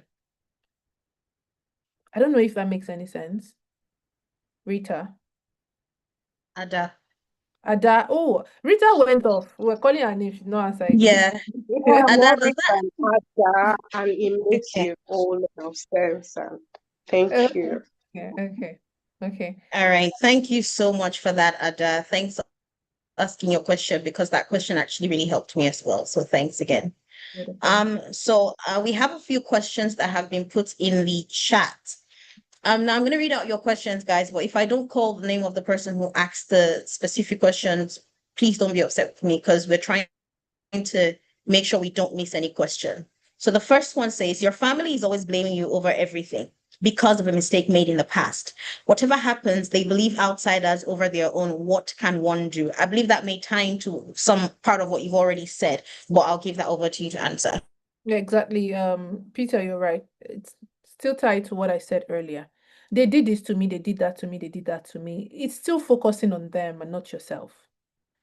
There has to be much more focus. If I say all of the things that was done to me in this life and I live my life by that, I will not live. I've been raped in a church and my parent did nothing. But have I forgiven them? Yes. If I had all of those resentments for them not protecting me, you think I'll be here speaking with you? No, I will not. Because I understand that people are people based on the knowledge that they have, and they will project it heavily onto you if you are not fully grounded in yourself.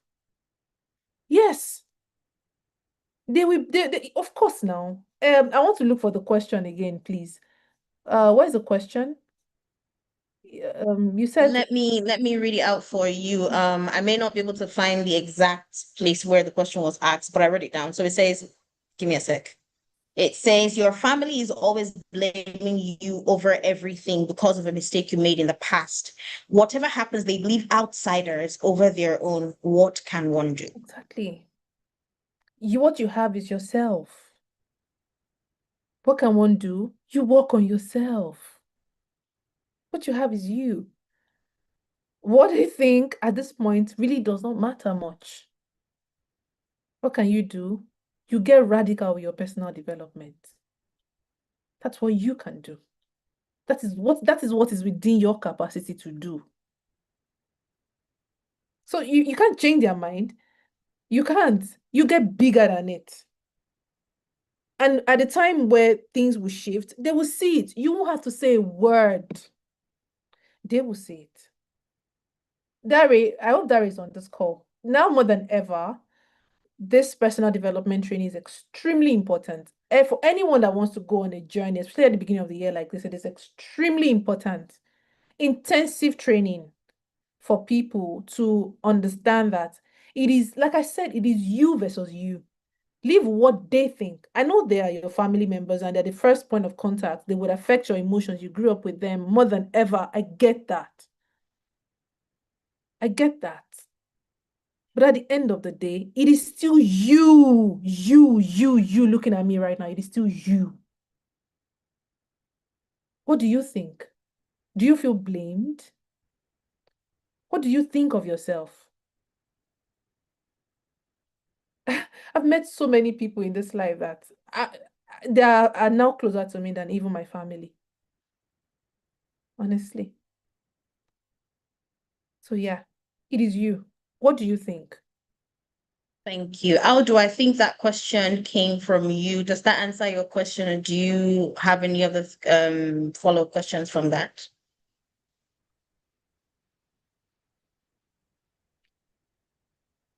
And another How thing, do I can I say? quickly Okay, add go ahead. something? Yeah. Let me quickly add something that when you go through personal development, the biggest question, of course, will also be accountability. We need to understand that when things happen to us, we need to be sincere enough to understand the role that we played in our suffering. This is extremely important. And that's why I also said personal development will teach you all of that. Because I'm seeing a question here where somebody says how to let go of resentment. Was that the next question you were going to read, Peter? I can hear you. I can't hear you. Oh, sorry, I was muted. There's another question before that would be Rita's question. But if you want, I could just read this one, so you just take it since you're already speaking on it. Please. Okay. So that one says, how to let go of the resentment I have toward family, friends who were so supportive during my darkest years, or so unsupportive, sorry, during my darkest years, leaving me in isolation. I went through loss of loved ones, setbacks in school, health problems. It hurts because I cared for them and they couldn't even give me the bare minimum. They couldn't acknowledge my sad or happy moment. The best they can do is lurk around my social media stories. I expressed how I felt and lashed out in the rawest form.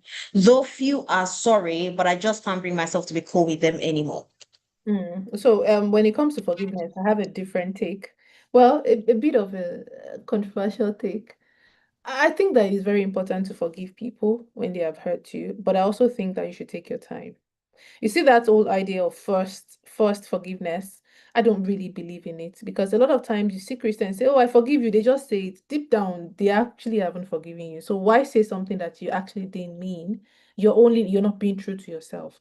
So if you want to take your time to get to a point where you can truly say that you forgive them, please take your time. Yeah, I'm a strong believer of that. But you say how to let go of resentment. Now, resentment is a whole different game because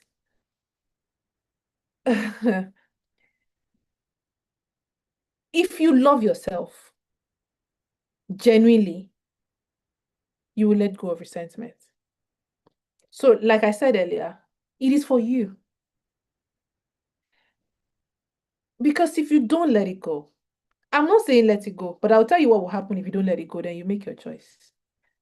If you don't let it go, firstly, it will take a lot of mental space in your head, causing rumination and overthinking. That already is a problem. You can't get a lot of clarity if you're constantly in a space of rumination. So it means that there are some blessings or some ideas that are supposed to come to you that are getting blocked by the mental space, by that huge space you are using in your head to think about resentment. So make a choice. Would you want new ideas to come to you so that your life can get better? Or would you rather just hold on to that thing that they did? I think if you really love yourself, you will say, I beg, I beg. Not for them, but that I don't have time for this. Remember, I said that letting go of resentment does not mean that you are forgiving them. Take your time with that. And allowing them back into your space, that's completely your choice.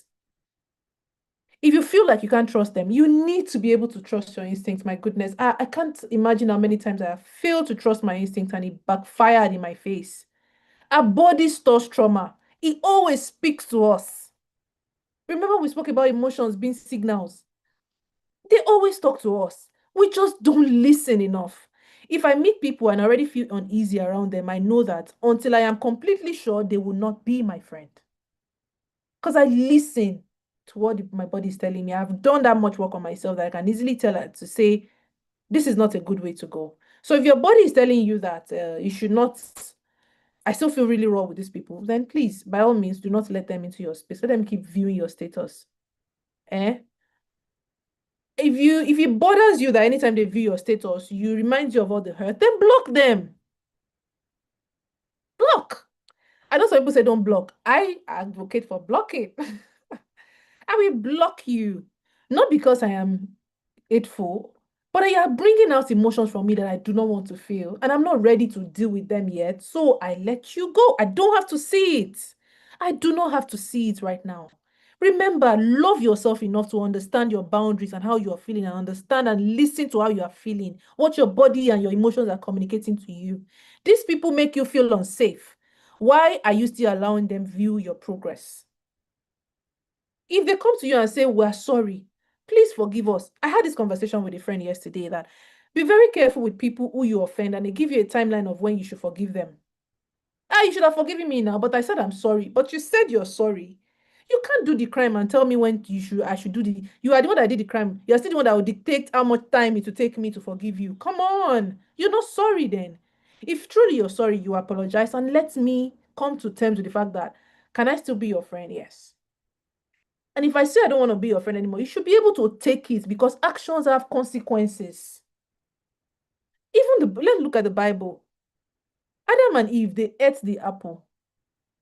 And God said, because you have now done this, this is what I will now do. It means for every action, there is a what?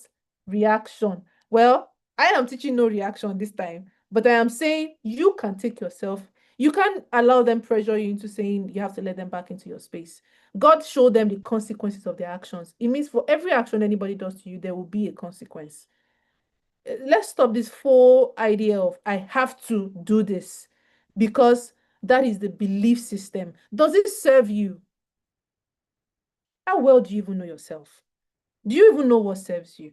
Or just what the society told us that should serve us? Do you understand? So, how to let go of the resentment? To let go is completely for you. If this resentment is still in your head, they are taking too much space. They've done the hurt. You are still allowing them to do more hurt. Let go. Say how to let it go. Before you sleep, say to yourself, dearest Elizabeth, these people have hurt you, but it is time to let go of this hurt.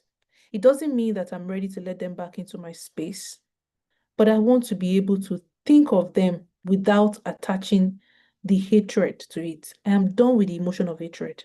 I know it is telling me where my boundary is at. I know it's trying to warn me about something. But this resentment is taking too much space in my head. I have to let it go. Say it every night. Say it every night before you go to bed. Say it, speak it out. Say it, convince yourself. You let it go. But letting them back into your space, that is, I won't advise it, but that is still based on your prerogative. So yeah, did that help, Elizabeth? Yeah, and remember, what role did you play in allowing these friends around you? That is very important. You need to be accountable for that. Because if not, people like that will come again and they will do worse. The times that your body told you something and you betrayed yourself by going ahead with it, The times that they said something that bothered you, like, that statement, there's a problem there, but you ignored it because they didn't mean it.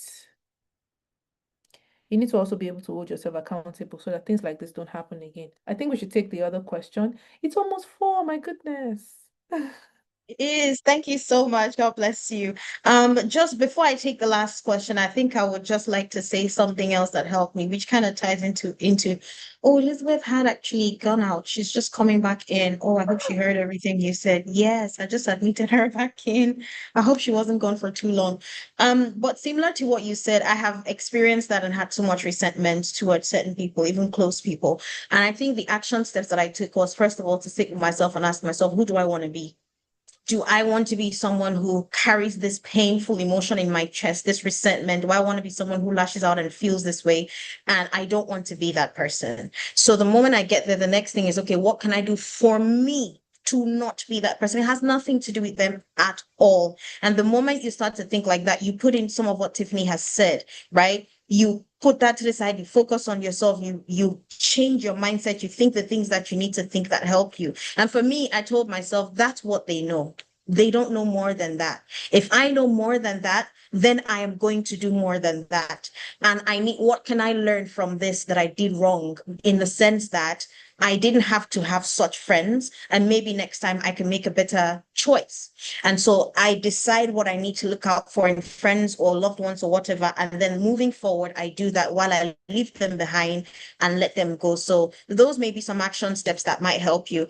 We have just one last question, then we'll say thank you to our guests, take our prayers and leave. So this last one is from Rita. I think Rita had waited for a bit and went off. I'm not sure everyone likes to be on here while we read their questions, so I'm not going to bring you back, Rita. But if you do want me to, just say it in the chat box. So her question was, so how do we deal with people with these disorders you mentioned, since it's not their fault, so that we don't end up hurting ourselves? Rita, can you help? Do you understand what she means there with the people with these disorders? Yeah, because Rita, if you can also help us, maybe put a little bit of clarification in the chat, because I'm not sure, but maybe she might be referring to people who have some mental disorders and we come in contact with, and then they treat us a certain way that leaves us hurt. And so how do we deal with such people, being that they have a mental disorder or something, and we can't necessarily, it's not their fault, so we don't end up hurting ourselves by interacting with them. That's the only way that I can understand that. Rita, if I've misinterpreted it, please let us know in the chat. Otherwise, Tiffany, I think you can, what I just asked is also something that I think someone may want to learn, so that we don't keep you here longer. And if Rita responds in time, we'll just, wrap that in with everything. Thank you. Yeah, but I think, Rita, you already answered your question that people who have mental, if what she actually does mean is mental disorder, then yeah, you've answered. It means they're not in control of themselves. So why we shouldn't allow that affect you, because you're literally dealing with somebody who is not entirely sane. So you know that it has nothing to do with you. It has nothing to do with you. It's all about their struggles. And what you can really show them is care. Is care. You can't take anything they do personally. Even if they insult your father, you know that they are not in the right state of their mind. This is not them. This is because of the issues they are going through. So all you can do is show care and show support without taking it nothing personally from them. Yeah, that's about it. There was something I wanted to say just before. There was supposed to be like an add-on, but then I I have the sound mind. Probably when I remember, I'll That's send it to okay. you. When you remember, you can always just chip in. I'll just let you. So, sometimes when you go silent for a bit and someone's speaking, it comes back. So yeah, we'll just wrap this up by saying thank you so much, Tiffany. My goodness. I mean, if you leave me, I'll just keep going on and on and on and saying thank you, thank you, thank you, thank you, thank you. But guys, please say thank you in the chat. Please drop emojis on the screen if this has blessed you today. If you've learned a lot, if you've gained a lot, just say something or drop emojis on the screen so that she can know. So I don't want to be the only one saying thank you, because I believe it's really, really helped us. We even had people out of Nigeria join today. Shayana or Shana, I don't know if I got your name wrong. This is just an appreciation as well, because she came in way earlier and I had to tell her to come back. And I can see her dropping an emoji. So Tiffany, thank you. You've blessed us, you've helped us, and it's all around the world, obviously, from what we can see. Everybody's comments are commenting. God bless you. Thank you, thank you, thank you, thank you so much. Thank you for the amazing session. I enjoyed it so much. Thank you so much, Tiffany. And we're grateful for the insights. We're grateful for the training. We're grateful, and we hope that you as well, you keep growing, healing more. Because I personally believe everyone healing is a lifelong journey. So I pray that you keep healing and going from, greater heights to greater heights to greater height. And thank you. Shana says, thank you so much. Wonderful session. Lots of learning. Stephen says, thank you. Mastek says, thank you. Fumulaya says, thank you. Susan says, I enjoyed it so much. Thank you so much, Tiffany by Chidima. And Mastek says, share your handle. So I've put her handle in the chat a couple of times. I'm just going to put that again. Tiffany Speaks. That is on IG and TikTok. So we just want to give a vote of thanks to you, and also want to say thank you to everybody who came. Guys, we have Tiffany here, but if you did not make it to the session, we don't know how that will go, because nobody really wants to sit down and be talking to nobody or talking to an audience that is not responsive. So we also want to say thank you to every single person who made it here, who stayed here, who's responded in the chat, who has dropped emojis, who has asked questions. Thank you so much. Tiffany started off by saying it should be an interactive session and that you will only get as much from her as you pull out of her. And so we've been able to learn this much from it because we have pulled out of her. We've been here, we've communicated, we've laughed with how we've shared so much. So we also want to say thank you to every single person who has made it here. I'm going to wrap this up very, very quickly by saying that if you want to join ASAD to become a volunteer, sharing in this, things like this and so much more, we're recruiting again in March. So stay glued to our social media channels, which have been posted in the chat. Just stay glued and you see when recruitments are open. Also, if you want a certificate for this training, my God, it's very impactful. And these are things that you can also share to people around you, share to your community. So if you want a certificate that shows that you attended this training, you gained all of this, and you're equipped to help people, remember, you're not a therapist just yet. But Tiffany has rightfully equipped you to help people around you. So just let us know. Again, it's in the chat. Just make the payment. It's 3,000 naira to the account details put in the chat. It's there right now. Send us evidence of payment at the email. It's also in there. And let us know. We'll take it from there. What else am I missing? Follow us on our social media channels. Please follow Tiffany. What you've seen here is only a snapshot, a snippet of what she does with her life. So if you follow her, you get so much more. And it's not timed. You don't need a certificate. You sit down, you watch her content, you sign up for sessions, webinars, trainings, and everything that she has going on so that you can gain. 2026 is about growth. So follow her, follow ASAD, and stay updated. And one last thing, guys, you can heal, right? Whether you have been depressed or someone, healing is possible. You can have a happy, full, wonderful life. You can have a functional, not just functional, a happy life. So do not think that you're far too gone. Do not think that the feelings that you have will never go away. They can, and they will, but it takes work with people like Tiffany, with trainings like this, and work on yourself. So thank you once again, everybody. And I am going to call on one of us to please take the closing prayer so that we can let you all wonderful people go and have a lovely, take your evening walk. Take your evening walk like Tiffany. Yes, and have a lovely evening. Okay, so Kausarat, can you help us take the opening prayer so that we can wrap it up and go home today? Thank you. All right. Good afternoon, everyone. Thank you for joining us. Can you hear me? Yes, we can hear you. Excuse my video being down. So, Alhamdulillah for the success of this program. We give glory, honor, and adoration to the Almighty for His mercy, and I pray He crown our efforts with a sounding success. As we disperse from this meeting, from this training, and continue our life in our various locations, may today's session be a great addition to our knowledge base and be useful to us, our families, our friends, our community, and the world at large. We pray the Almighty ease our affairs and guide our paths. Amen.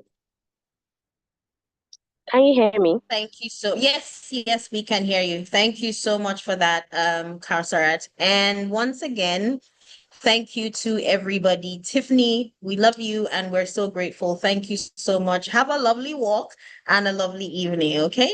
And shout out to everyone as well. Have a lovely evening and thank you so much for being here. Good night, everybody. And thank you, Tiffany. Bye. Bye.